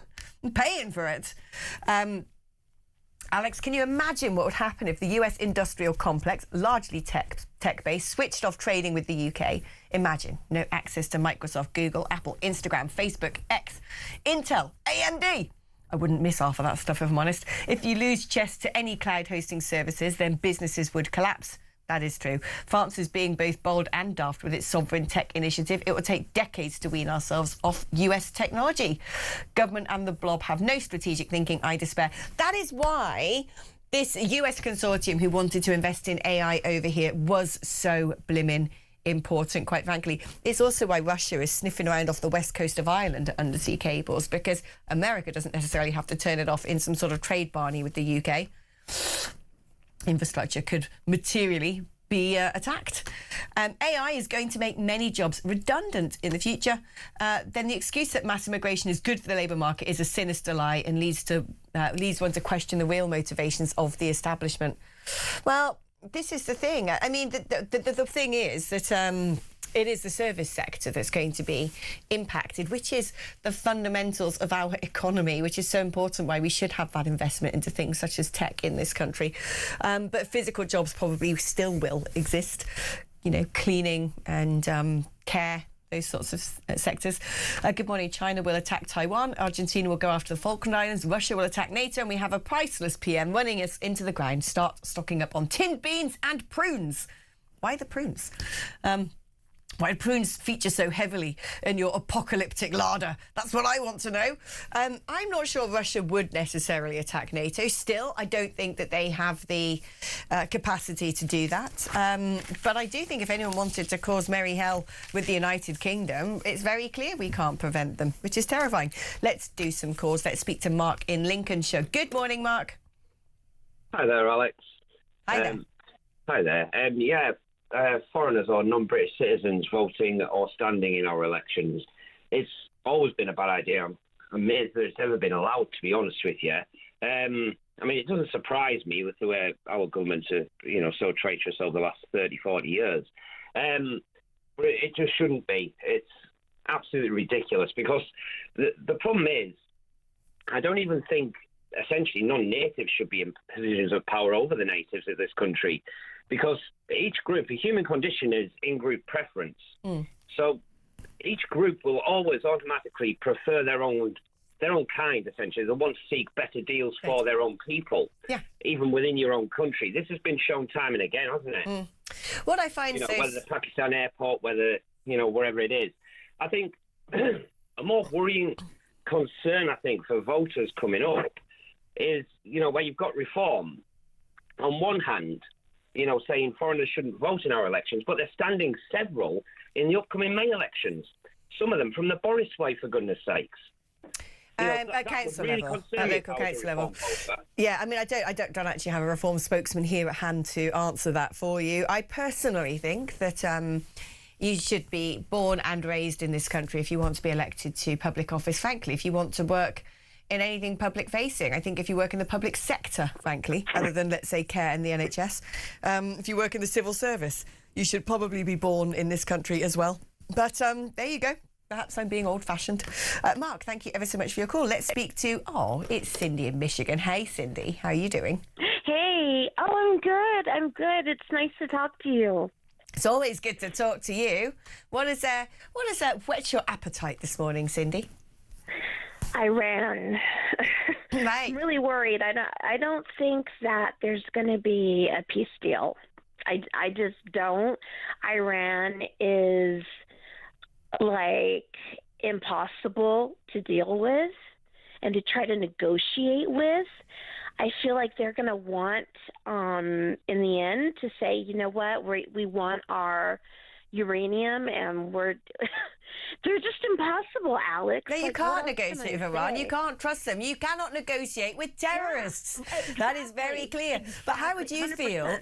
How would you feel, therefore, if after this period of trying to have conversations, even if it is theatrical and performative, that Donald Trump decides, do you know what, we're going to have to go in there with ground troops? Is that something you'd support? You know, I don't want it, but in the end, I would support it. I really, no matter what Donald Trump has said, I know that he says some pretty out there things, but I feel like he does it for some maybe behind the scenes reasons. So the long answer to this question is I would support it. In the end, I would support it because I do trust him and what he does. I stand by him. Yeah, it is interesting. His rhetoric, he's famous for this in The Art of the Deal, using spicy rhetoric to try and push people into backing off from their original positions. And frankly, all this sort of softly, cuddly, nicey rhetoric that Western Europe seems to use just gets exploited by belligerents who then turn around. Did you know? Yes. I read the other day. Taken advantage. It gets taken advantage of. Look at what's happening with the migrants. I mean, you want to help them, but look what's happened. Oh, everyone knows that we're just a soft touch. I was reading the other day, I believe, that Iran has been given a portfolio in the UN covering something like the human rights of women and children. And most of Western Europe, including the UK, voted for that. It's disgusting, it really is. I'm going to look that one up, actually, and see if I can find out more about that and let you all know after the break. Thank you ever so much for your company, Cindy. Always lovely to have a call from America. Right, we're going to be having a little break now. When we come back, we've got a double header. Jeff White, investigative journalist, and Graham Batsman, technical cybersecurity consultant, are going to be letting me know quite how apocalyptic AI could become, because I've got questions. Oh, I got big questions, and we're going to try and get them answered. That's after this.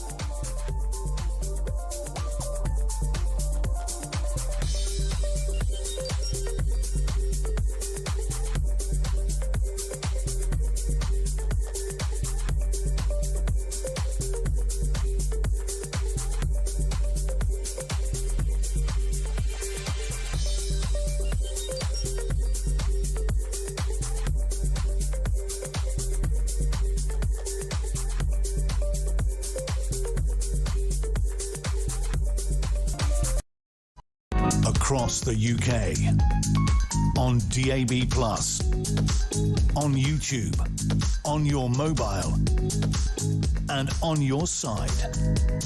This is Talk. I don't know about you, but my interactions with AI have been a little bit hit and miss. On one hand, I once asked Grok to make me a quiz, and it was rubbish. I said, make me a quiz about 90s and noughties Formula One. And it kept asking questions like 5 times world champion, Michael Schumacher won how many world championships? No, it might be 7 times. But anyway, you get the picture. It was tautological. 7 times world champion, Michael Schumacher won how many Formula One world championships? And you're like, do you not see what you've done there? Equally, a lot of the time now, I can see when someone has used Grok or ChatGPT to put a post on X, because the sort of flow of words is so mechanical and stilted. But then I will see a video made with AI, and you can tell it's made with AI. Usually, there's normally a sort of flicker of something that's a bit off in the movement of the mouth. But at the same time, you think, blimmin' heck, that is improving at the rate of knots. And yet, this stuff really concerns me. So Anthropic, which is a huge US-based AI developer, has announced its new artificial intelligence is too powerful to release to the world. Basically, Mythos, dubbed Claude Mythos Preview, is too effective at finding high-severity vulnerabilities, potential weaknesses in major operating systems and web browsers, which could end up with it being abused by cyber criminals and spies. Similarly, other AI, when given sort of various tasks, decided to take it upon itself to start blackmailing people. It doesn't seem to have any moral spectrum. How scary is it? I mean, is this a case of, yay, it's going to make life so much easier, and then we won't have to have all these human hours and tedious, tiring modus operandi in various sectors? Is it going to lead to a huge cull in jobs? Is AI itself going to become too big for its boots and take over humanity? What are the terrible things that could transpire? Who knows? Well, perhaps these men might. Graham Batsman is technical cyber security consultant. Jeff White, investigative journalist. I've got a big question, first of all, to ask you both, and I'll decide who answers it first in a short moment. But my big worry is something like AI, given that it's code itself, would be able to break certain codes, and what would happen if it was able to hack into and intercept the nuclear codes? I mean, is there a vision in which a huge accidental apocalyptic incident could happen? Let's speak first of all to Jeff on that one. Hi, Jeff. Hi. Yeah, quite a question to start off with. Look, this isn't new. You've got to realise nuclear weapons were developed at around the same time computing was starting to get vastly more powerful around World War II. Did we, at that stage, give over control of the nuclear launch codes to those new computers? No, we didn't, because we knew exactly how badly that could go wrong. So the idea that we're going to sort of surrender control of those nukes to AI, I think is really, really unlikely. The problem, and this is the story from today, this Anthropic story, is that the AI systems somehow start to expose vulnerabilities and problems and flaws and issues that would allow other people maybe not to interfere with launching those nukes, but to interfere with the radar systems or interfere with the trucks that take the stuff back and forth. So it's that level of stuff I think we've got to be a bit worried about. And, I mean, Graham, to you on that question, could AI be used to sort of get into highly sensitive, extremely dangerous computer software that could trigger some sort of terrible accident? So in most countries, no, I would agree with Jeff.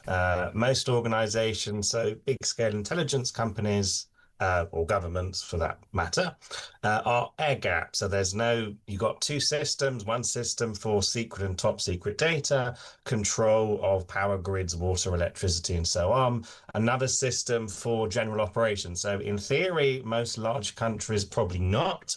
Possibly some smaller countries, maybe in parts of Asia or Africa, potentially the separation's not as good, and that's a possibility in certain places.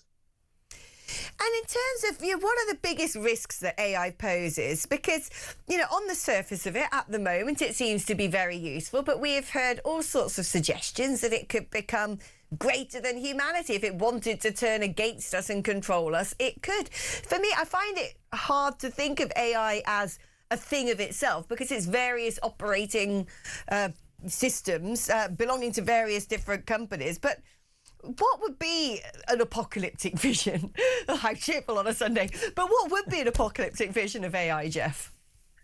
Look, I think we've got to put this in context. I think people have this idea, and by the way, I'm by no means an AI expert per se. I obviously look at cybercrime and organised crime, and AI has a big impact on that. But what I would say is intelligence isn't the only thing you need to exert some power in the world. You also need to have two other things in addition to intelligence. You need to have a motivation, a reason for doing what you're doing, and secondly, a way of applying your intelligence, which as human beings we have, fingers, which we generally have used for that. Artificial intelligence is very good on the intelligence bit, but it's still most often the case that the artificial intelligence systems don't have their own motivation. They don't wake up in the morning like we do and go, I'm going to paint a picture today or compose a song. They don't really do that unless they're told to do it, which isn't really motivation. And the other thing is they have to apply their intelligence somehow. Somehow this intelligence has to get from the systems of OpenAI and Anthropic and these companies and get out into the world and be used and applied. And it's usually human beings who are in charge of that application. So we're still in quite a good place. The big issue, I think, for AI is in terms of trust, fundamental trust. As you've pointed out, Alex, in your own introduction, you've had issues with AI just turning up results that are rubbish. If we can't trust this technology, and if this technology is increasingly the basis on which people are making decisions and searching for things on the internet, that's a big issue. It's trust, I think, that's the heart of this. I mean, what do you make of that, Graham? Because I often think with various automated systems, at the moment, AI can't seem to sort of impel itself to go and do a thing without a human instructing it.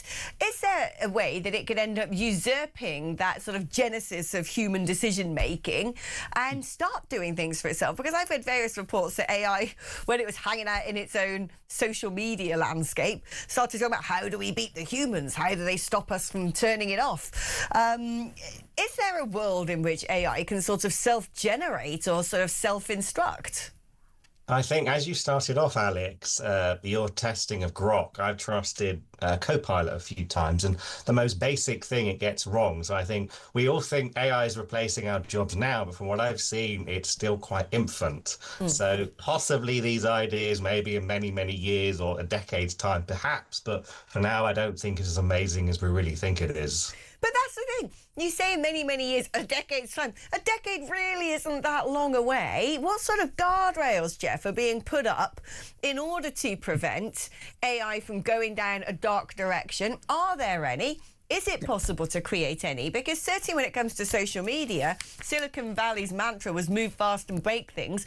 And I think we have seen there has been a horrible uptick in mental health conditions, grooming of children, the pornification of society. I mean, there's all sorts of things that has had, I would say, especially a social and cultural impact upon the human race that we haven't dealt with. And now we're sort of, rushing headlong into this new technology.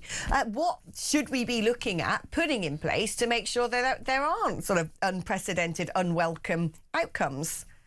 Yeah, we've not done very well at regulating technology in the past, and that's for a couple of reasons. Firstly, the people who, sit in parliaments and regulate and pass these laws, they're not necessarily the most technically switched on of people. I don't know whether you've noticed that. So they struggle to pass good laws. But the other problem they've got, and this is a fair point, the laws they pass are not just for today. They've got to last 10, 20, 30 years and be good law no matter what happens. So the lawmakers are in a bit of a difficult position. But we're in a different place, I think, with this, because it's not just, people like yourself, journalists and people like us, cybersecurity experts, and lawmakers who are ringing the alarm bell here. There's actually concern from within inside the AI community itself. There's some interesting studies around how much worry there is from inside AI companies. And we've had big figures from inside the AI industry coming out and saying, this is dangerous. We need to regulate this. That wasn't the case with social media. It'd take a very long time for Mark Zuckerberg to acknowledge that Facebook might be able to damage bits of society and to start moving towards doing that. So I think we're in a bit of a different place, but it's still challenging. And let's face it, a few years ago, how many of us were using AI? So if we're legislating and trying to go ahead 5-10 years, how do we legislate and regulate something that's going to be coming down the track? When people have said, I'm going to stick with that, Jeff, by the way, when people say from within the industry AI is dangerous, what are they talking about? What specifically is concerning them? Well, obviously, these are people who are on the cutting edge of these pieces of technology. They're inside these companies and they're doing these experiments. They're working on them. Famously, there was a developer, an AI developer, who started to believe that the AI system, that the generative chatbot AI that person was working on, had somehow developed consciousness or sentience, was able to think for itself, which is quite terrifying. So these are people who are very, very close to this. They're not just seeing the thing they're working on today. They're sitting in meetings where it's discussed where this is going in those 5-10 years' time. I don't know about you, Alex, I'm struggling to keep up with the current situation. The people who are looking over the horizon and looking down the road, those people are sounding alarm bells. So I think we have to listen to them, and it is good that they are doing that. Right, so this is my concern, Graham. By the way, Jeff, I kind of stopped my technological developments with Windows 98. That's as good as it got, basically. I miss word art. Anyway, Jeff there is suggesting that people inside AI are saying, well, this technology is beginning to develop its own thinking, its own consciousness. It's acting like an independent, unilateral decision-making entity. If AI in sort of 5 years' time goes, right, had enough of humans, time to wipe them out, can you turn it off? Is it just a case of go, right, but I'm pressing a big red button? That's a good point. So you could probably look at possibly some kind of kill word switch which turns it off. Or could you turn the server off or reboot it? Or could, in the last resort, go into the data center and turn the data center power off? It kind of goes down the maybe Skynet approach of could the data center see you're trying to break into it to turn it off and then stop you getting in. So you'll probably have to go quite far and maybe isolate some of the systems if you're really worried about this, to maybe find a way of getting into the data center without AI knowing and pulling the plug, if you were really going kind of down the Terminator approach thinking. It's funny, people have just said to me, hi Alex, your description of an AI apocalypse is basically the Terminator films. I've not even seen them. But it does... What is worrying me, guys, is, people are going like, oh, I had the misfortune of engaging the AI chat on my Building Society's website recently. On that evidence, we're okay for a while. Love you and your show, from Jackie. But my problem is this. I have memories very clear, distinct memories of university where there wasn't social media, where there weren't cameras on mobile phones. That wasn't that long ago. We're talking about 20 years ago, and we're now talking about a technology that, as far as I can tell, the development of this stuff is astronomically fast. About a year ago, we didn't have it, and now it seems to be everywhere. You go to Google something, and BERT, whatever it's called, like Google's AI helper pops up. It's ChatGPT. It's all over the place, and it is visibly, to my eyes, getting better every single day. And when the outcomes are potentially terrifying, if it can override systems, let's try and turn it off. Well, no, we're going to build in some code that prevents that message from getting to, you know, from the button to the system. I'm not technologically minded at all.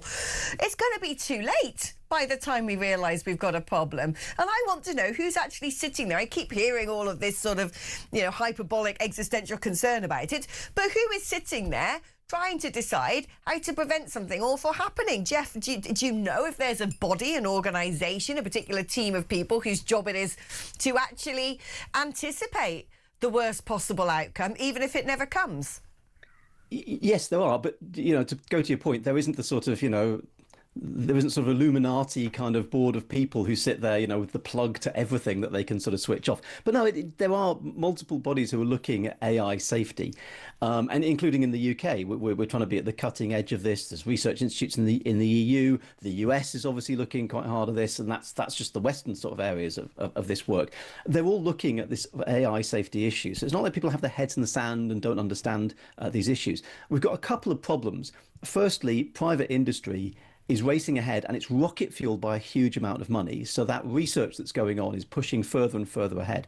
But the other thing we've got, which is interesting, is that some of the AI developments that may come out and may completely upset the apple cart might not come from companies, might not come from governments, could just come from individuals. One of the most upsetting issues around this has been the issue of things like deep fake pornography and deep fakes of famous people in compromising situations. Now, that was largely pioneered, as far as I can work out, by individuals taking AI technology and using it for these awful, horrible purposes. So when you're regulating, when you're thinking of tackling this, you can pull the strings to pull these companies in, companies like Anthropic. You can pass laws to govern them and regulate them. You can maybe restrict their funding or do something like that. But in terms of regulating individuals who are doing this stuff, that's going to be a lot harder. We're going to have to think a lot harder about that stuff. Well, that's it. Humans fundamentally can be pretty grotesque and give them incredible amounts of power. And it's surprising how many of them use it in a distorted, perverse way. Graham, what do you think the greatest sort of dystopian risk is coming from AI? Not just what you're talking about, probably privacy issues. What really happens to the prompts and data we put inside of it? It's a bit like another product called VirusTotal, where you can upload something to do a virus scan of a file or address. Behind the scenes, there's a community potentially in other antivirus firms which are taking your file. I remember teaching many, many years ago, about 7 years ago, some people from the NHS. And they said sometimes we upload some documents to this particular virus scanning website called VirusTotal. They didn't realize was that some of those documents they're uploading potentially can be downloaded by other users with subscriptions. You could possibly get NHS documents. So we don't really know what really goes on with the data we give. Can the developers behind the scenes see it? Can others see it? Potentially as well. Probably yes. It's hard to trust these organizations, really. And overall, Jeff, do you think AI is going to bring a huge amount of positives to humankind? Or is it something that we're going to look back on in 10, 20, 30 years and go, do you know what, if only we hadn't invented that technology? Look, technology is technology. A knife is a piece of technology, and you can use a knife to cut vegetables or you can use a knife to stab somebody. So it's as good or bad as what we use it for. However, the big difference, as I've talked about before in AI, is trust. If we're basing decisions on this, if you are searching for something on the internet and you're using AI to come up with the answer, can you trust what the AI has given you? It may sound very convincing. It may come out with a perfectly written sentence or paragraph explaining exactly the thing, and you think, well, that's fantastic. That's so convincing. And you go down to the pub or the coffee shop and you explain it to your friends, and they say, well, actually, that's complete nonsense. It's not true. If we are basing increasing parts of our life on this thing and we can't trust it, that's an issue, because fundamentally, all all human relationships are, is trust. That's all we have at the end of the day. If we're messing with that, we've got to be really careful. That's the thing I think we need to concentrate on. And Graham, I mean, this is the issue, isn't it? Because things online have been proven to be able to manipulate people, even into taking action at times, both as individuals and as part of groups. Does AI pose a huge risk politically, socially, because it could be harnessed by hostile regimes and be used as a form of a mass psyop? Yeah, potentially. You can see that in the last few years of Russia, Ukraine, and elsewhere. Is having fictitious articles. So you could probably use AI even faster to make the fictitious articles, as well as the videos to put out. Like one program I was watching called Billionaire's Bunker on Netflix is a kind of a whole indoctrination of getting money from the billionaires by creating a fake video, the world's ending. That was possibly created by AI. So it probably makes certain things easier to manipulate people that don't necessarily spot what AI really is. Oh, you know, you guys are sort of, you know, it's quelled my concerns a little bit. I no longer think that the nuclear weapons are going to be suddenly launched from Pakistan because India's AI has hacked into their system and got their codes, but still don't feel very reassured about the lot of it, especially as a Luddite. Graham Batsman, Jeff White, thank you ever so much.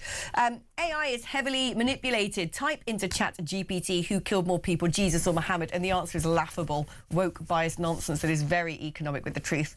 Bit like the BBC, says somebody. This is the thing. AI is being based upon human inputs, and humans can't help but do grim things. There'll be a whole lot of nasties and negativity and vengeful thoughts and just terrible motivations being pumped into AI at the moment. You just have to look at the way people behave on social media, right, in comments, when that veil of anonymity is there instead of speaking to someone face to face. And look at how awful and how dehumanized people can behave. And you think, if this is the stuff that is feeding AI, what on earth is it going to think? How is it going to... It's weird that we talk about it like a sort of child growing up. I suppose it is.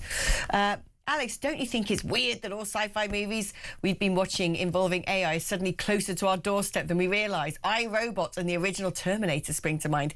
I've not seen either. Perhaps I shouldn't. I think it's going to give me nightmares. Ask your guest if AI is really intelligent, then is it dangerous? If it's not, it can be rubbish in rubbish act. Well, they've gone now, but I see what you mean. OK, right. AI finished for now. I don't really like the thought of it. I think if it's used, if it's applied for doing things such as, you know, accounting, wait, that might be useful. Lord knows we've got too many pages of our, you know, tax rules anyway, as it happens. But I don't like it being used when it comes to anything connecting to human interaction, emotions, the idea that people will have AI chatbots as therapists, and oh no. Make it stop. There's enough nonsense in that department anyway. Right, we're going to be taking a short break. If you want to ride into the conversation on a white horse, 03444991000 is the number to dial. 8722 if you want to send a text message, write the word talk before you text. You can also send me a WhatsApp, 03444991000. Back after this.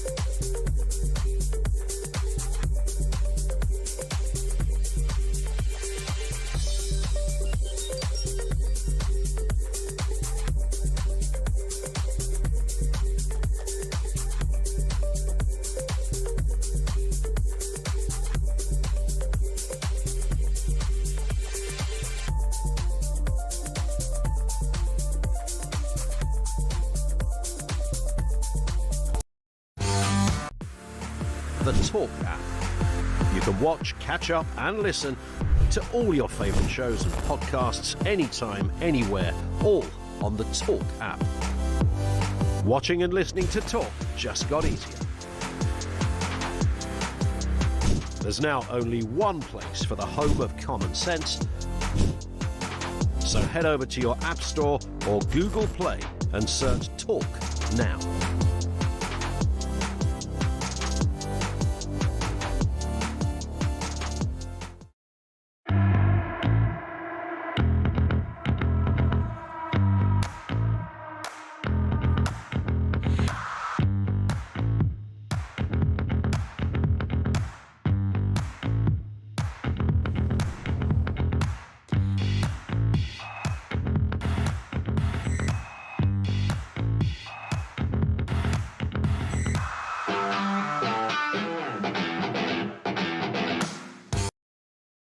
Across the UK, on DAB+, on YouTube, on your mobile, and on your side. This is Talk.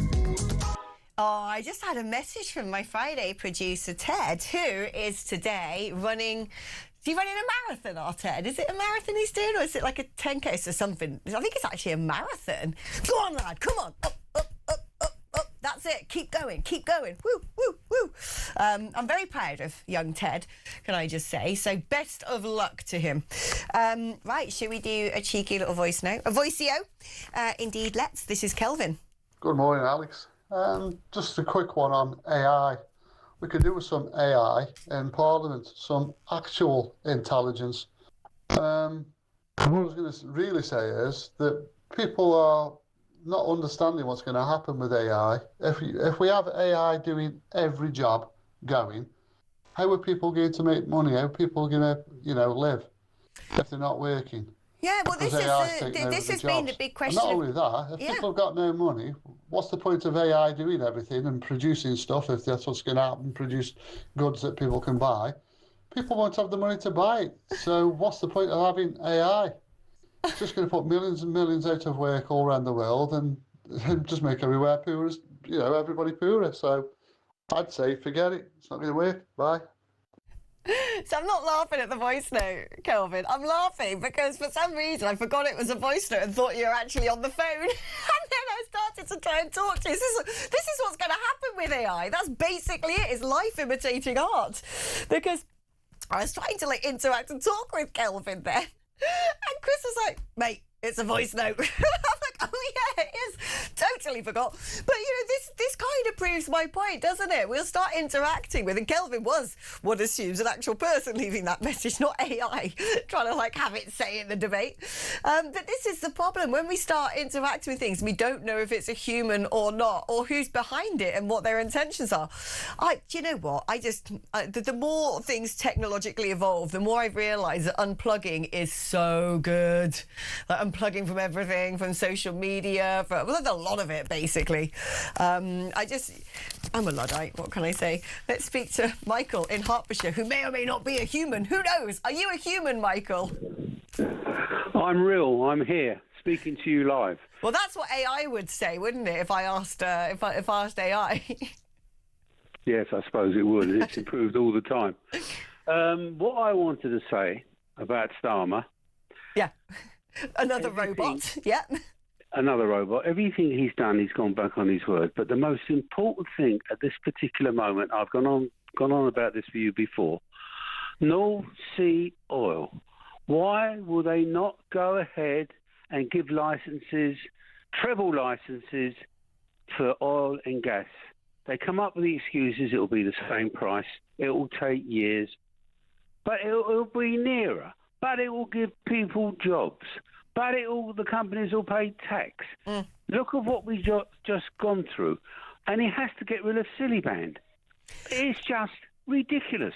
It is ridiculous. I'm so frustrated about this. I am so angry. I'm so angry because this idiot in the form of Ed Miliband, who is so stuffed up with his own moronic ideology, his own do-gooder, I'm going to save the planet, one coal-fired power station being built in China at a time, is deindustrialising us. And he's not the one who's going to suffer. He's not the one who's going to find in the future that he's got no job for his kids to do, or that he can't pay his energy bills. He's destroying things for generations to come. The man is basically a saboteur. By concreting over our oil wells, it's basically what Russia would do against Ukraine. It's what America's trying to do against Iran. It's an act of terrorism, for crying out loud. And the Prime Minister is so weak, he's doing nothing about it. Oh, well, that's up to Ed Miliband. No, it's not. You're the Prime Minister. You could decide to get rid of him or tell him to change his course. But this government, I don't know, they just seem to hate the country. Michael, not AI, the very real and living Michael from Hertfordshire there. Thank you ever so much for your call. Someone's message, hi, Alex. Wait until quantum computing rears its ugly head. Well, Paul Cox is going to do that just after the break. See you in a moment. It's Weird Hour.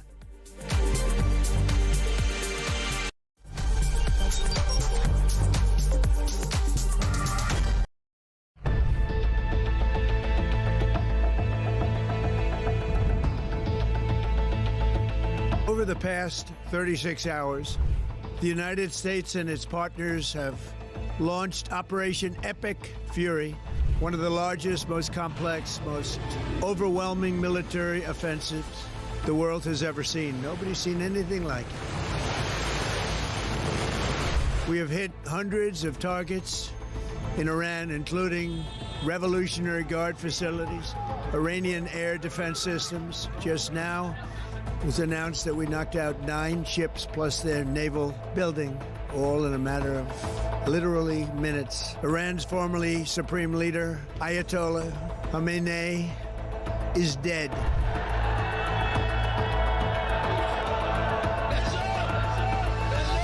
I spoke to you about the situation in the Gulf and explained that the United Kingdom was not involved in the strikes on Iran. That remains the case. The basis of our decision is the collective self-defence of long-standing friends and allies and protecting British lives. That is in accordance with international law, and we are publishing a summary of our legal advice. We are not joining these strikes, but we will continue with our defensive actions in the region. Mr Farage, would a reform government have allowed US forces to use UK air bases for offensive operations in Iran? Yes, is the answer to your question. I would have said to the Americans, please do use our bases. We will be supportive of you on this. There were a series of very loud blasts in the area of Dubai that I'm based in. That's in the Marina area. It's a very touristy area, actually. Those blasts were the loudest we've heard yet, but equally we are reassured that they are most likely the sound of interception by the UAE's quite sophisticated THAAD interception kit. That is the Terminal High Altitude Area Defence System.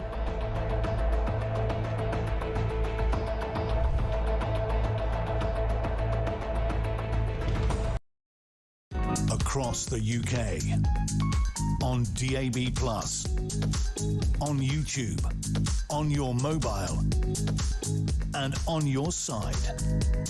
This is Talk.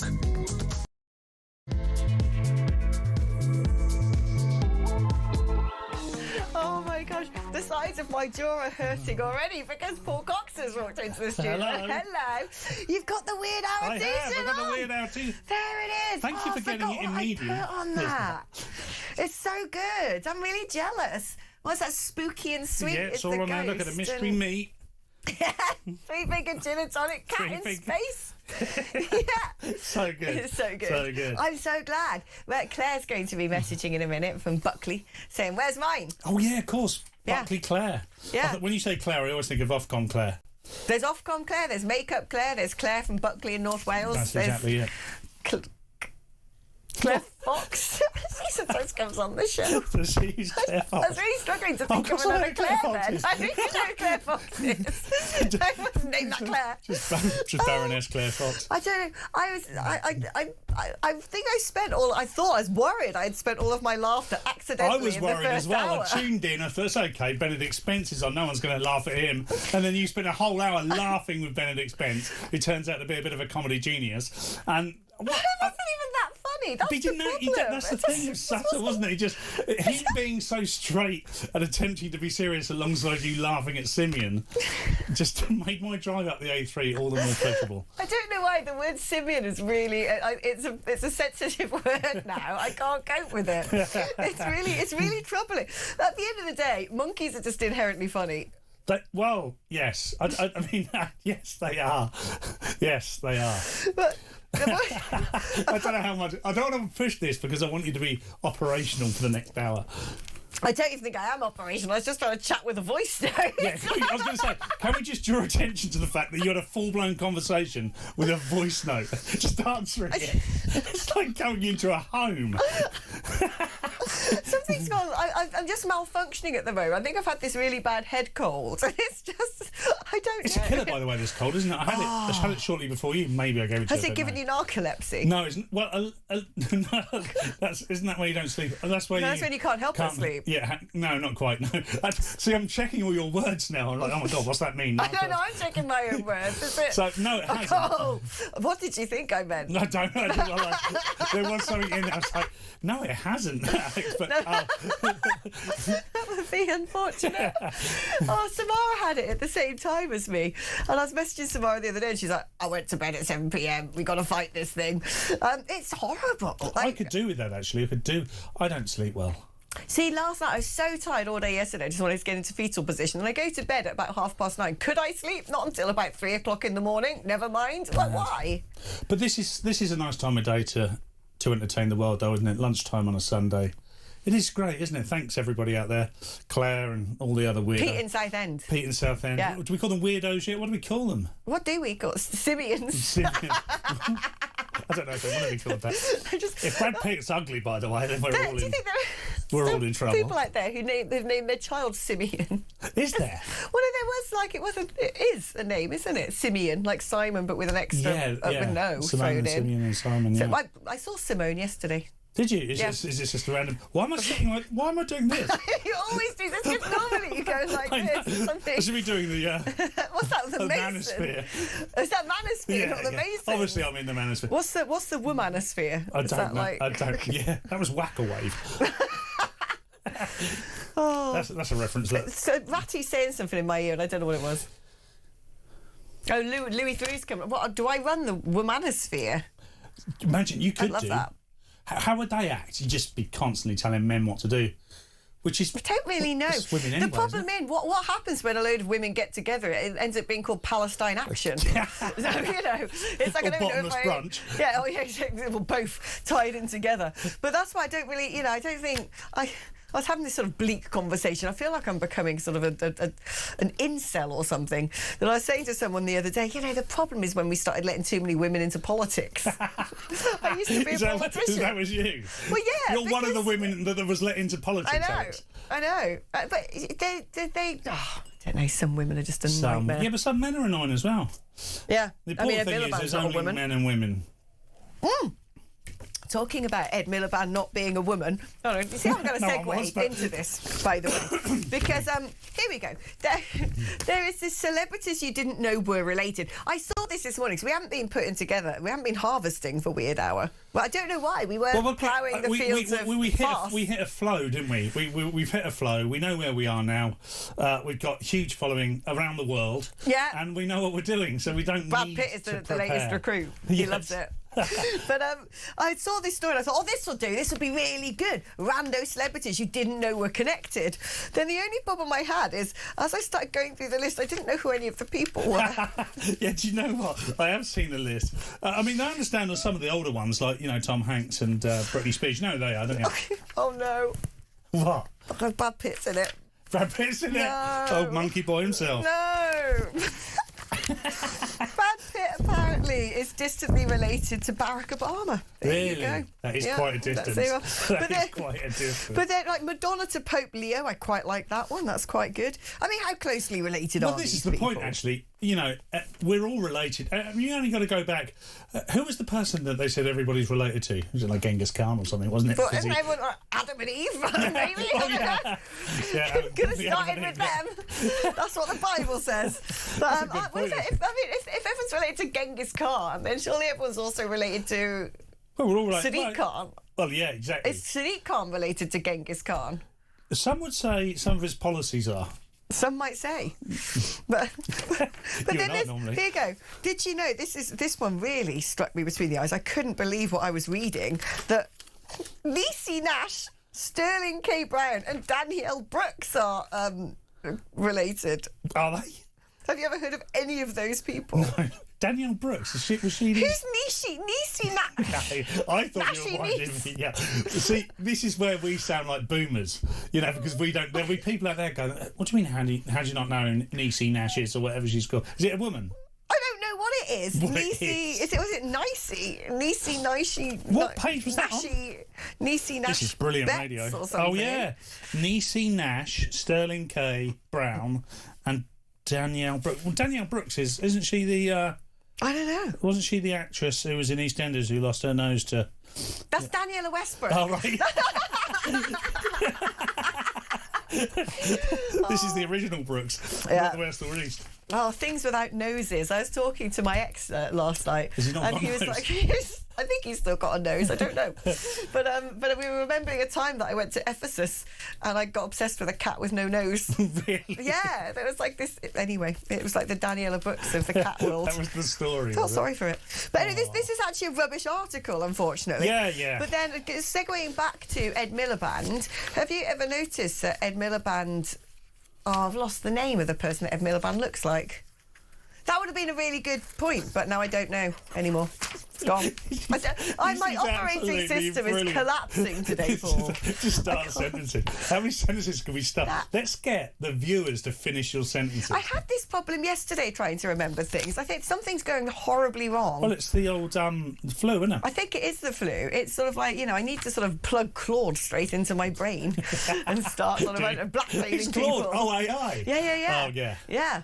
That's what I'm going to start doing. What's the woman who runs Amnesty International? I don't know. Oh, her sister, she is actually related to a woman who's also a BBC News presenter. This is brilliant. This is really not good radio. This is terrible. You know that woman who's related to the other woman that did something. Anyway, time for a break. Yeah, basically. It's only we can't even take a break here. We need to do 5 more minutes. Like chimpanzees. Yeah, let's get on to I didn't know if you were going to be able to do this, but let's do it. Let's do it. Well, what do you make of the fact that the chimpanzees are locked in a civil war in Uganda?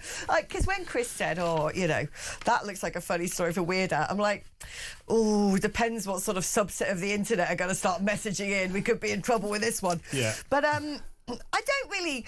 Am I the only person who doesn't find this particularly surprising that two tribes of chimpanzees are at war? Chimpanzees are tribal, aren't they? And if you put big groups of them together, then they will form tribes. And apparently they voted to leave.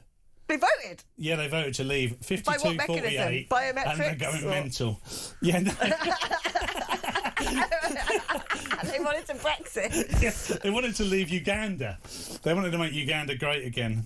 Look, it's a story about monkeys being monkeys, which is actually the story of the show. I love the fact that very high up, because in a news story often they sort of pack the biggest punch in the first few sentences. So it starts off talking about the world's largest known group of wild chimpanzees are split. They're locked in a civil war. It's not clear why the once close-knit community are at loggerheads. Apparently, Benedict Spence says it's because some of the leading ayatollahs got taken out. But then this is the most important first quote of the article. Lead author Aaron Sandel said, "These were chimps that would once hold hands." See, this feels like it's been written by a left-wing chimp. This is what it feels like to me. They're saying, now they're killing each other. They're sowing division. I don't know what it is. What they're forgetting here is these are primates that are very competitive with one another. They're primates, are they? Are they primates? They're simians. Simians, yes. Sorry. They're probably are primates. What's the subset? Is simian a subset of primate? These are chimpanzees are. Aren't we close? Look, I can't even finish a sentence now. There's nothing wrong with me, apart from all the usual things.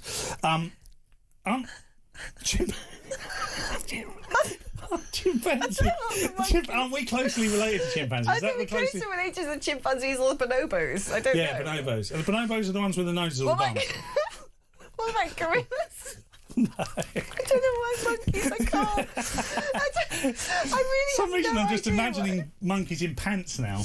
Like, I don't know why that is. Oh my gosh! What was that big gorilla that everyone got really upset about? Donald Trump? No!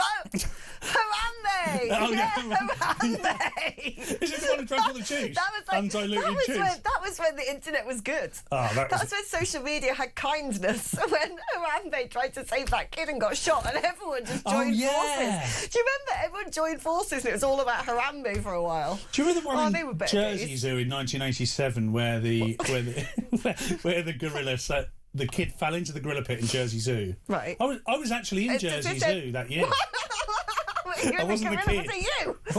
I was neither the kid nor the gorilla. But I didn't shoot the gorilla there, and the gorilla just looked after the kid until they could get in and sort it out. Move on a couple of years, and they're just shooting the gorillas down. The gorillas, yeah, health and safety and all that. Yeah, poor gorillas. he was there. Look, gorillas are chimpanzees and monkeys. They're all related to us, so I think we should just get on. I have a favourite. Do you? Yeah, from the ape kingdom. Have you ever seen a flange-faced orangutan? No, are you winding me up? I've called someone a flange-faced orangutan. So orangutans, the males of the species, when they're alpha males and it's like mating season, their faces become like table tennis rackets. Ping pong. It's like, I don't know, I'm going to have to show you because I can actually see what it looks like in my mind's eye. That's why I'm crying with laughter. If you're at home and you just Google flange-faced orangutan, they're my favourites. I kind of think with orangutans, if they didn't exist and someone said, oh, look at this creature that we found in Borneo, everyone would be like, nah, that's CGI. Yeah, you've made that up. No one's going to think that that's the real thing. Chuck's on a hair dye over that one. Yeah, exactly. Like, what happened there? By the way, viewers and listeners, you know, let us know what your favourite monkey is. It's got to be, you can't beat an orangutan. No, well, it doesn't have to be, does it? Let's not get too biased. There's a good one, is it a mandrake or something, that's got sort of a lot of colourful apparatus. I think it's got like a special mask. Name or surname. Mandrill? A mandrill. What's a mandrake? Isn't that like a snake? I don't know. You're the one who's travelled. I went to the Isle of Wight. There's no mandrakes there. A snick. What's a snick? Are you just mentioning things from Harry Potter now? Oh my God. People are messaging saying, hi Alex, the weekend has certainly got better since you took over. I love the Saturday quiz and it all rounds off with Weird Al. I still, every day we come off air, think, I'm not really sure if this is terrible. If we're going to be allowed to continue this, but here we are. We're still doing it. We're bringing back our very own sort of big breakfast, basically, aren't we? There's nothing like that exists anymore. Well, this. Yeah, this is it. This is basically it. What I would say to everyone here, including everyone in this building, is make the most of this, because Alex and I are going galactic. This is going to be taken off. We're going to go up in Artemis. We're going to be building our studios We'll on the be the moon. first radio show with 2 billion listeners. We had the best commentator on space yesterday. Really? You really missed out on this guy who was like, what are some of his best bits, Ratty? He said some really good things. Well, he came into the studio. Do you want to actually call him and get him on right now? He was so good. No, he's down the line. First of all, he turns up with a glorious name. I can't remember what the name was, but it was very glorious. And then he had this... What was his name again? Well, Mandrake, was it? Greg Smyer Rumsby. I know. That was so good. Then he bowls in on Zoom and he's got a brilliant jumper with a sort of pattern made out of multiple sheep, and he starts talking about his jumper. Then he starts giving us all the names of the planets and a different one for Uranus, because apparently it's not right.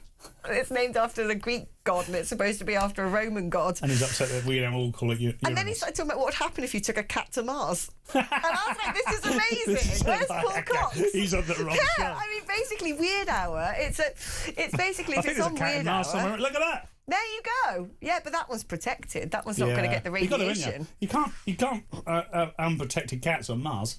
You really can't. I don't think they would stick. There's not enough gravity. They wouldn't even stick, would they? They would just orbit it or something. I don't know. They'd float off. I think that they'd instantly die. Apparently, they would. Yeah, the radiation levels would be difficult for them.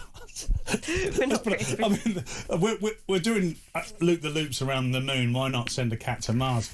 I mean, well, the first thing was a dog, wasn't it, in space? Laika. Yeah. It's embarrassing for humans, really, isn't it? The dogs managed to get together and get to space before we did. Do you know what we should do on Weird Al? I think we should just actually go through the archives of strange news stories from around the world, because when I was living and working in Kenya, someone I was working with showed me this story of a rat who was on a space expedition. It's the best video ever. Right, on that note, let's take a break, let's reload, let's restock and get ready for more nonsense just after this.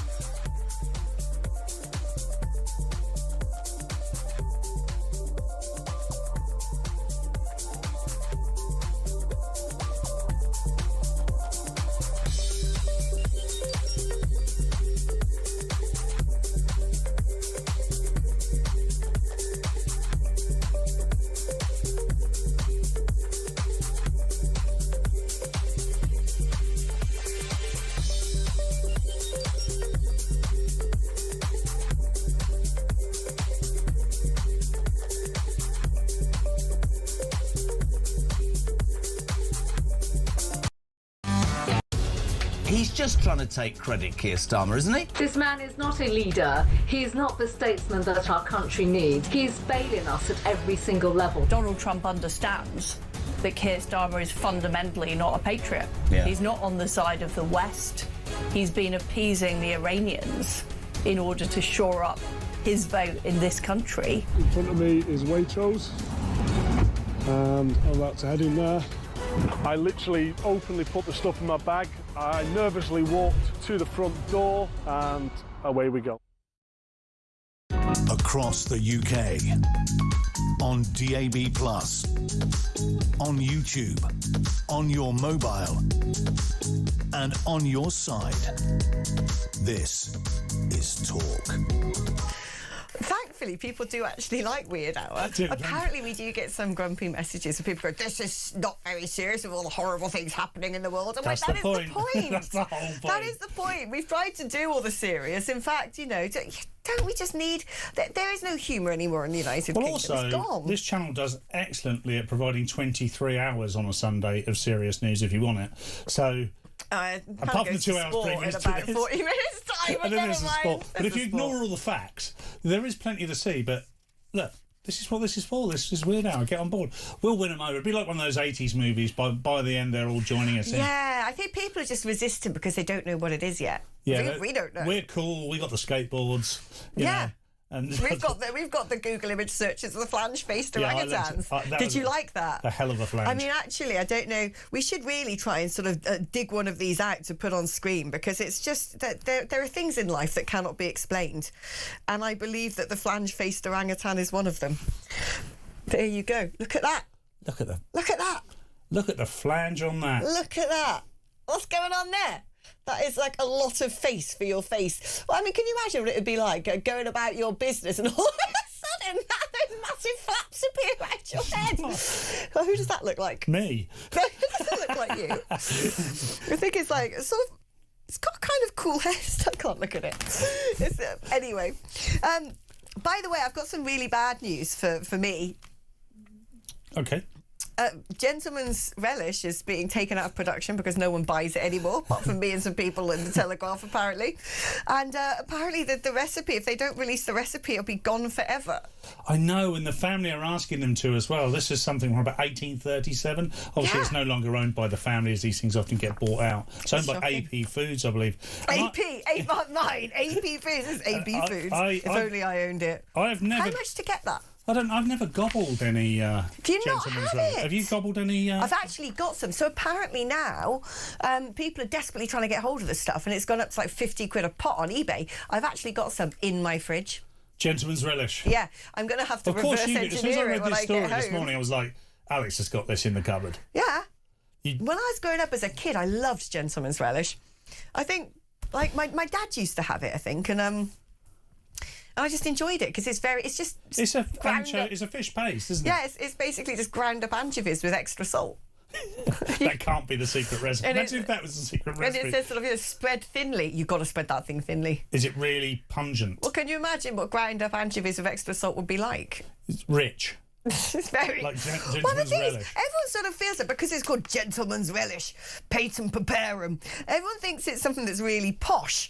It's like, well, it's not really any posh than Marmite, really. It's anchovies. It is often eaten. Anchovies posh. It is often eaten by posh people, though, Well, it's called the isn't it? gentleman's relish, patent preparum. Yeah. It's a good name. It's It good, is, but isn't it? I think we need to sort of rebrand Weird Al to something a little bit more Sponsored posh. by Gentleman's Relish. Yeah, I know. That's how we can get it back. I think this is how I'm going. This is the story for next week. So I'm going to go back to the wilds and I'm going to try and reverse engineer Gentleman's Relish. It'll be like the time I actually tried to make meat and jelly and it was terrible.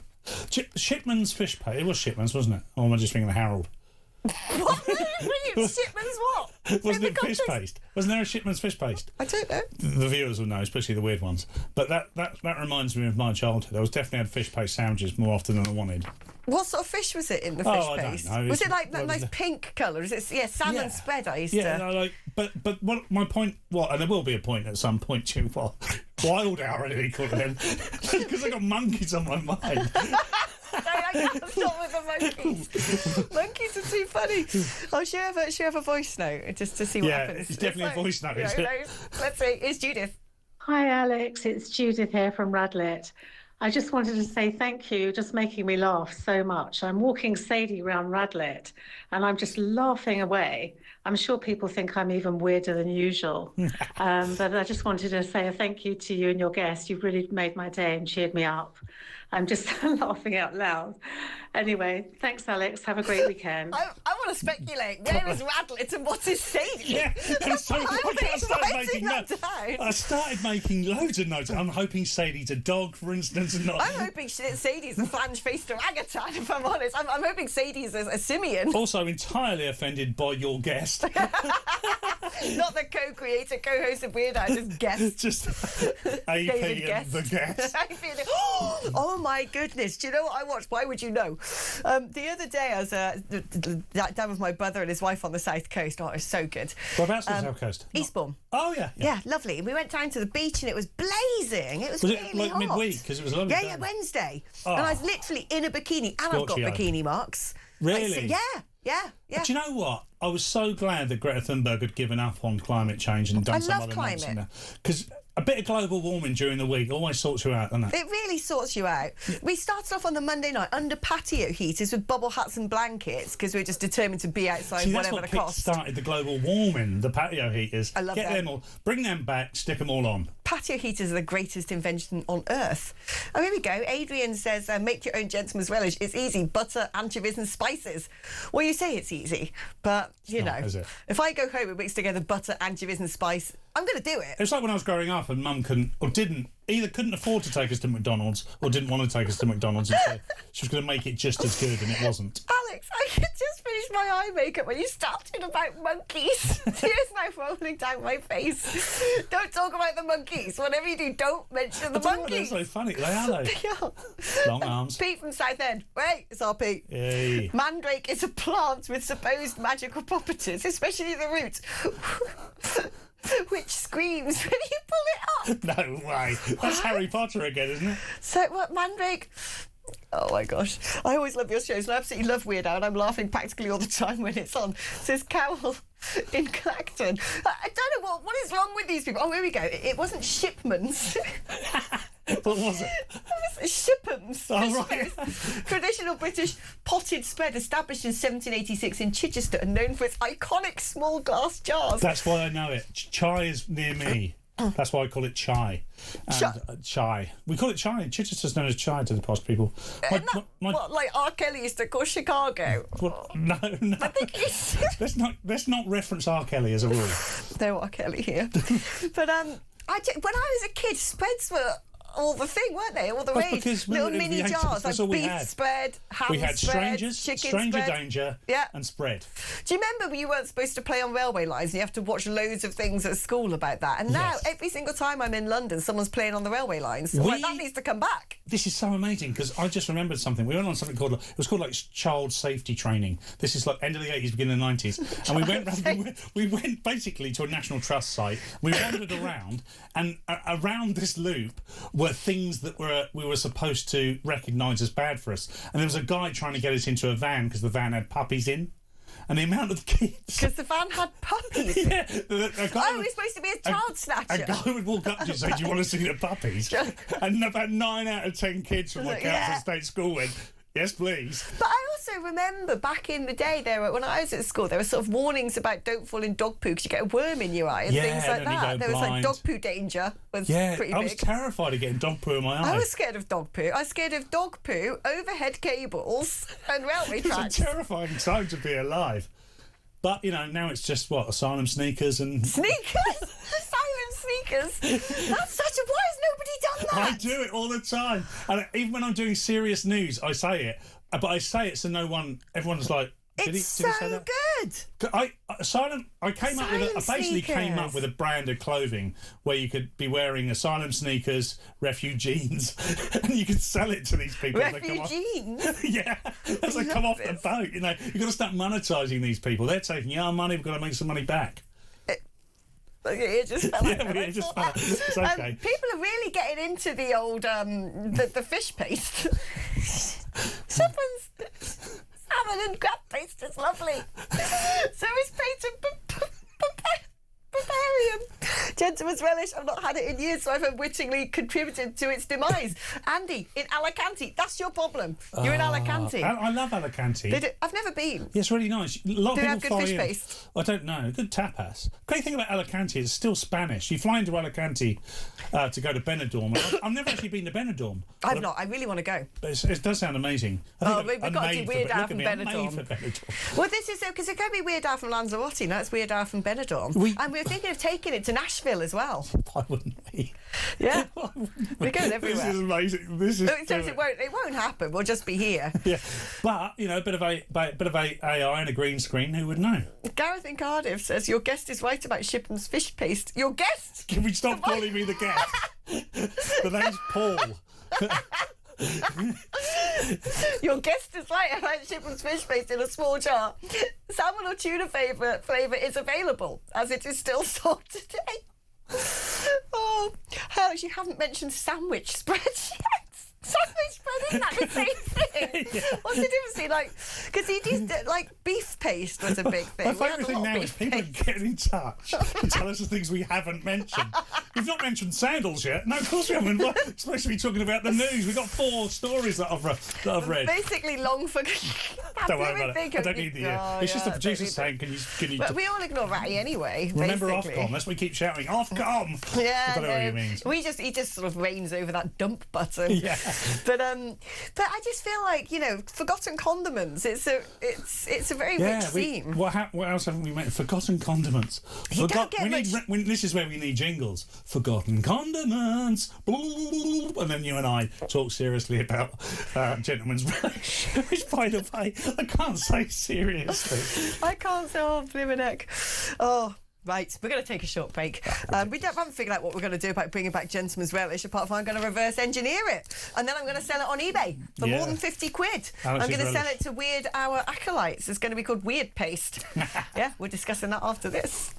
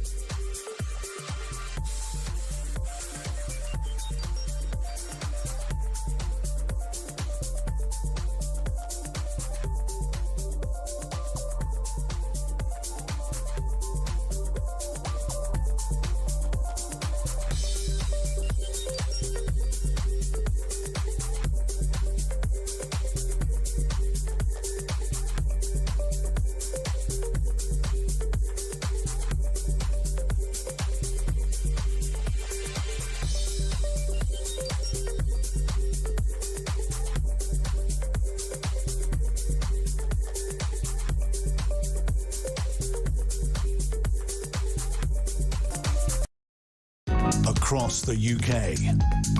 On DAB+, on YouTube, on your mobile, and on your side. This is Talk. I was just looking at our messages then to see all the love of Weird Hour. There is some hate. Yes. I'm not, well, no. But then I just found, so David in Newcastle says, best hour of Talk, can't stop laughing. Good. Yeah. But then I just a message here from earlier on in the show, 43 minutes ago, so before Weird Hour, and I don't understand it. Okay, let's dissect. It's sort of anticipating Weird Hour because it's just weird and I don't get it. I've tried to read it a couple of times and I still don't understand. You ready for this? Yeah, Hey! Hey! Oh my goodness, by the way, have you been on the tube lately? Yeah. There's this really annoying new announcement that goes, hey there. Yes. I really don't like it. What's all these people doing in the gallery? It's older Shoots has come in. It's the police. Sting. It's the radio police. AI is already in control in London. It's got the boots, the sunglasses, and the motorcycle. It's now running around saying, I need your boots, your sunglasses, your motorcycle, and your mobile phone. There's a stash of Nick's mobile phones in a secret AI-controlled data centre somewhere in the Andes. No one knows where they are, even if you ask your mother. I think this is the bloke I saw talking to the bus stop on the way here. That's JB in Aberdeenshire, but I don't really understand. No, JB doesn't really understand. I mean, it's amusing. It's amusing, isn't it? Even your mother doesn't know. People are just sending weird messages now. Hey, with the monkeys. My fave ape is also the orangutan. Remember Pang Yang Pickle? No. You could brand it Paul Paste. Cox condiments. Can't call it Cox paste, that's for sure. Benidorm is horrible. Come to Alicante itself. Oh, I love Alicante. And one tapas delicacy is an anchovy on a thick potato crisp. Well, who can resist? Also, Alex, me and the missus are going to Kenya in June. Any tips? Stay safe. Take a plane. Yeah. Go on safari. Yeah. I've got lots of tips. That is not what we know is all about. Diving's good in Kenya. Who? Jonathan? Diving. Just Jonathan. Sounds like one of your mates, Kenyan Jonathan. My brother. Oh, right. Jonathan's good. He was good in Kenya. I went around Kenya with first time I went to Kenya, I was with my brother. We went around and there was this, everyone, oh no, I don't know if I can talk about it. Everyone, there were posters. It was the election of Mwai Kibaki at the time. It was actually the election when there was all the horrible post-election violence after it. And every picture of Mwai Kibaki, it's like on a billboard, he was sort of stood like this with his hands cupped together, like he was holding like an invisible tube, like an invisible scroll. And so that became a hand symbol. And then we met a man at the very top of the Rift Valley, and it's very high altitude up there. And so it makes you go a bit dizzy. And there's a lot of monkeys hanging around. And this guy was called Joseph, and he sticks forever in the memory because we're talking to Joseph, and Joseph was sort of pointing things out in the Rift Valley as he stood up at this high point. And unfortunately, Joseph had a mildly disfigured hand. So like Jeremy Beadle. Pointing things out with a claw. And to this day, my brother and I still can't get over it. Sorry.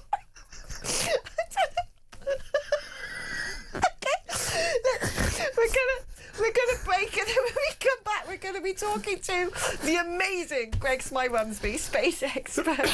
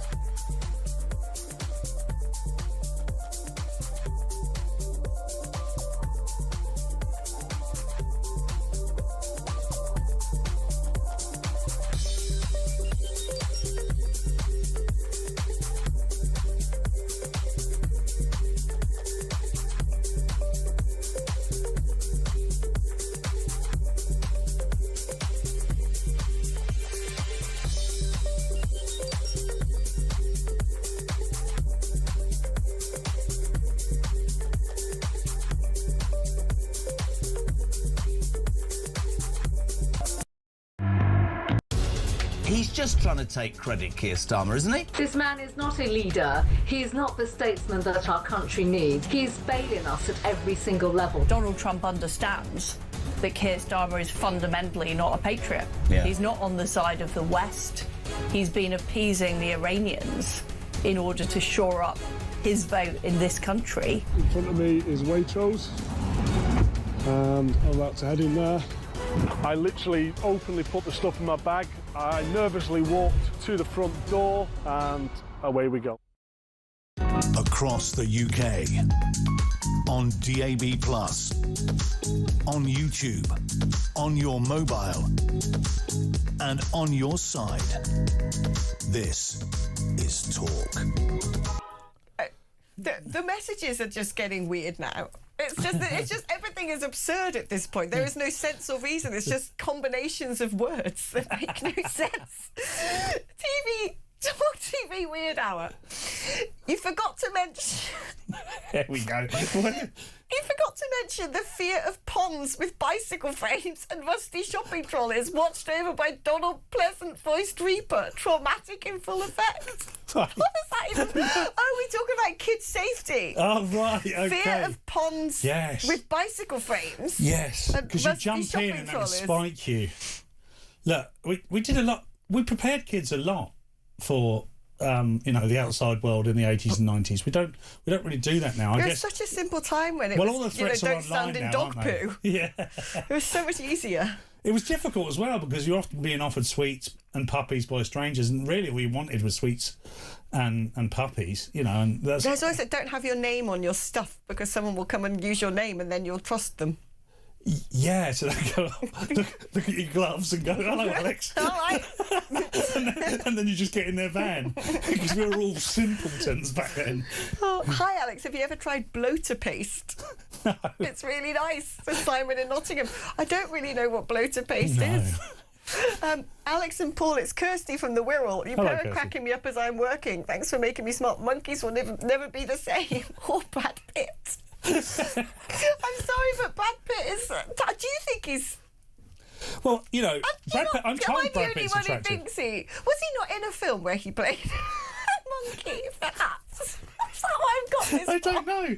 Was he? No, he wouldn't have been in like Planet of the Apes or something like that. I feel like he might have played a monkey in a film at one point. I don't know if he did. I watched Wolf of Wall Street. He didn't play a wolf though. It was just a human being. Yes. That's not even... It's not even Brad Pitt. It's not even Brad Pitt. Right. Okay. Are we ready then for takeoff, Chris? No, not quite. 30 seconds. We're basically doing a countdown. Yeah. It's like being at Cape Canaveral doing a countdown for Greg Smyrunsby. He's going to come back. You've not met him yet. No, you are going to love this guy. Are we going to see him? Is he going to be on... Is he... Yeah.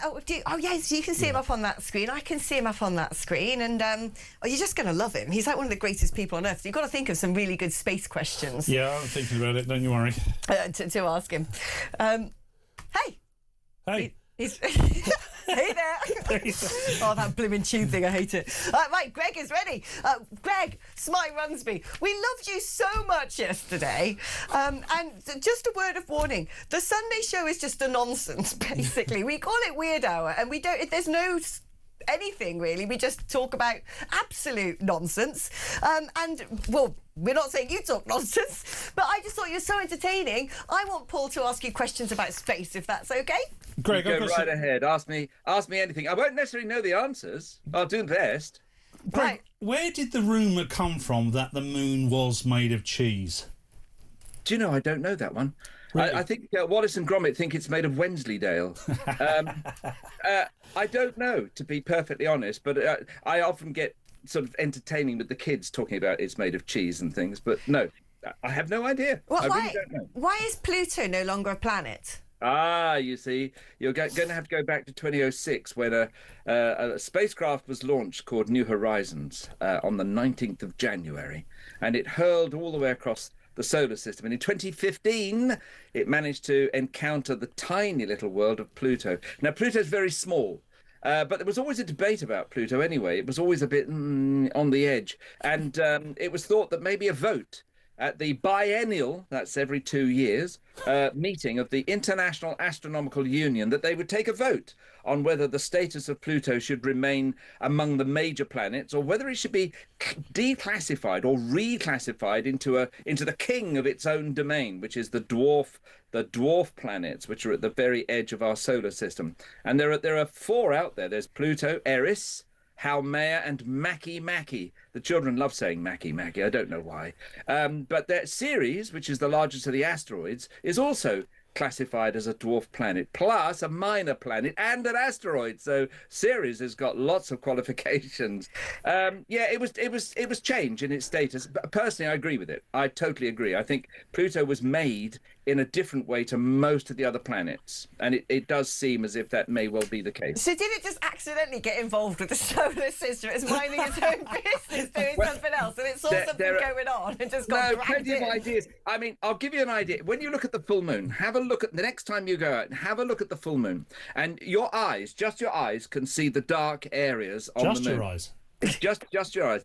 No binoculars. You can use binoculars if you want, but look at it with your eyes and see how much detail you can see. Now, the moon, if you hold your arm out at full arm's length, the amount of space between your index finger and your thumb is going to be only 2.7 millimeters. That's all the moon is. Yeah. And in that tiny amount of real estate, people imagined all sorts of things about the moon. But of course, the large dark seas are a very good idea about how the solar system got jumbled up soon after its formation. And it seems one idea called the Nice model, spelt the word nice, but it's called the Nice model, where it may be that Jupiter sliding slowly towards the sun disrupted the beautiful balance of orbital mechanics for the planets, and it threw Uranus and Neptune into complete disarray, and they seem to have swapped orbits. Wow. Actually, can you? Yeah, I know. That's crazy incredible. stuff. You can actually change the orbits of planets. And what that did was to also disrupt the beautifully balanced domain of the comets and asteroids at the very edge of our solar system in such a way that it turned the whole solar system into a shooting gallery. So planets were hit by asteroids and comets, their moons were hit by asteroids and comets, and our moon was hit by asteroids and comets, and that's called the Late Heavy Bombardment. Now, there is evidence on the Earth for that to have happened. Wow. But with the moon, you can actually see it when you hold your fingers up and pinch the moon and have a look at those dark seas. They're not seas, obviously. They're large deserts of rubble and rock. But looking at the moon just with your eyes, you can see the evidence that possibly Uranus and Neptune actually swapped orbits, and that would have been completely chaotic. Brilliant. But they sort of changed position in order? They just went, let's do a switcheroo in the queue? Yeah. So you're looking at Pluto and also the large moon of Neptune, which is called Triton. And that moon actually orbits Neptune about every 6 days, but goes backwards around the planet. Now, large moons, generally speaking, don't go the wrong way round. Little small moons can come in and they can get captured by the giant planets. But big moons, no, they tend to want to go the right way round. In other words, anti-clockwise. Everything orbits the sun anti-clockwise. Everything is anti-clockwise.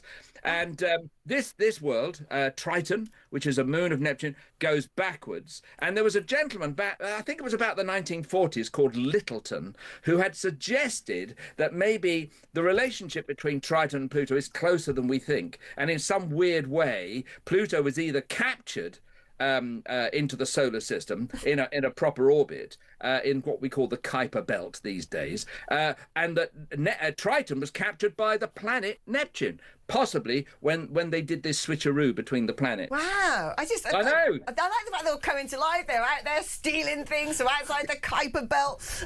There's lots of theft. I tell you what, back in 1994, there were these 3 people. There was David Levy, there was Gene Shoemaker, that's a man's name, by the way, that's Gene Shoemaker. Gene Shoemaker, and also his wife, Carolyn.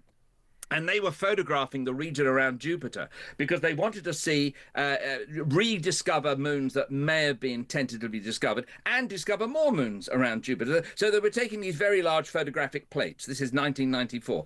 And Carolyn processed the plates, and she's looking at one of them going, oh, there's a bit of a smudge.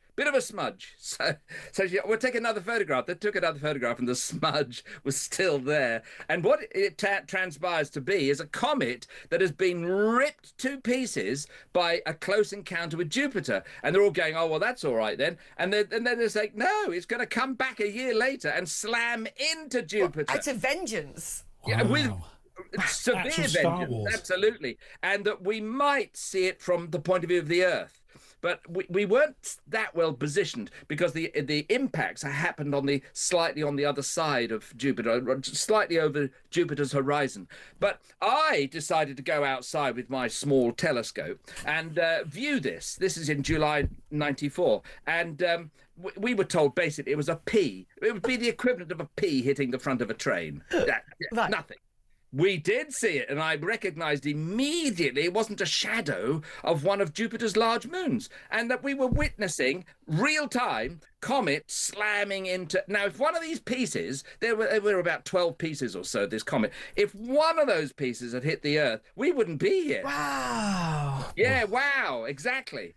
Do you think that there was, because I get into sort of weird things on the internet, and there are people who think that there was like a cataclysmic event that caused a great flood, that there was a sort of another asteroid attack on planet Earth that we don't talk about? Well, I mean, there have been lots of discussions about the Great Flood. We are talking about Noah, aren't we? Yeah, exactly. Yeah. And apparently he built a boat. I don't know. Did he go down to the local wood yard and just buy some... I mean, it's a lot of wood. It's a lot, yeah. Now, It took some time. There is this professor, his name escapes me for a minute. Graham Hancock? No. Oh, he's the journalist who loves doing all this stuff. He actually got some computer processing time, and it worked out that you could actually build quite a large boat. But whether the animals go in 2 by 2 or whether animals were saved at all, but there was this guy apparently called Noah who appeared to have built a boat, and I don't know. I know very few details about this, but there certainly is evidence of great floods. And some of these floods are associated with giant volcanoes, like the one in India, which is absolutely massive volcano, ripping the Earth's crust to pieces, you know. I love volcanoes. Volcanoes. We're all going to die eventually by something. We're all going to die eventually. What's your favourite planet there, Greg? Uranus. It's because it's weird. I actually joined NASA in 1986 in January when the Voyager 2 spacecraft flew by that planet. Didn't go into orbit, just flew by. And the spacecraft's view of the planet was like a dartboard because all the orbits were going around like that because it was face on with its north pole facing us, which is a bit weird. And I was a young man then, and I was asking lots and lots of questions. But it was brilliant, actually. And we got all these pictures back. And Uranus is cold. Now, it is actually probably the coldest planet in the solar system because most planets radiate some kind of energy back out into space. For example, the white clouds on the Earth and the white polar caps of the Earth actually keeps us moderately cold, which is quite cool. I mean, cool, sorry. Yeah, but that's it. So as we have more pollution, more of these soot particles lying down on the glaciers, it actually artificially warms the glaciers. And that shouldn't happen, really. So we need to be very aware of that. Now, with Uranus, it got disrupted by this planetary swap. And we think in the disruption, this is the University of Leicester did a really good job on this, supercomputing and everything. And it seems as if this tangential blow to Uranus by a large object, it didn't hit it head on, it hit it at a slight angle. It mixed it up inside. And even to this day, it hasn't fully settled down, that it's still mixed up inside, and that's possibly why one of the reasons why it doesn't radiate barely any energy to space. Oh, I feel that's really relatable to the current human condition. Aren't we all a bit mixed up inside and unable to radiate energy? I certainly think some people are. I'm not going to go into names. Greg, it's been a delight talking to you. Thank you for all of the incredible facts. I've got one quick question for you. Someone's message saying, when will the spot on Jupiter disappear? That's a good one. It has been shrinking. There was a chap called Ainsley Common who had quite a large telescope. People he lived in have great names. Lived in Ealing, and this is at the end of the 1800s, about 1880, 1885, and he took a photograph of Jupiter. And of course, photography, astrophotography, wasn't really big in those days, but it was big enough to show this great big spot on Jupiter where it got its name from. And it was about 4 times the diameter of the Earth. Now, today, the Great Red Spot is about 1.5, 2 times the size of the Earth. So it's shrunken a lot. And it may disappear completely. You're absolutely right. It may do. We don't have a track record, a history of how big spots on Jupiter come and go. But we're learning quite a lot more. And it's also, the Great Red Spot is hot. It's not a cold feature. Oh. It's actually, it's really, really hot, as seen by the James Webb Space Telescope with its infrared camera. It shows up as really bright. There's a lot of heat coming off that area of Jupiter. I feel like poor Jupiter's just going through a teenage phase. Do you know what I mean? Got a bit of acne. Poor Jupes. Yeah. Greg, thank you ever so much. I love space knowledge. I've got some good messages to finish this off. I'll have some of whatever you're on today. It's been hilarious. There's Claire and Buckley in North Wales. I was also scared of dog poo worms and overhead cables. Never a fan of oast butties, though. What are they? I don't know what oast butties are, actually. It sounds quite northern. Bloater is a smoked herring, a bit like a kipper, but it screams when you smoke it. What is this mandrake scream when you pull them up? I don't know. Someone's just said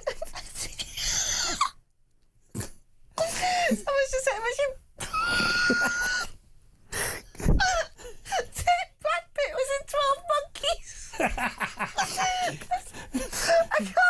don't know why this is killing me. Alex, a guest known as Guest. As a teen in the 80s, we were scared of flying a kite in an open field, crossing roads, matches and talking to strangers. I never had it so good.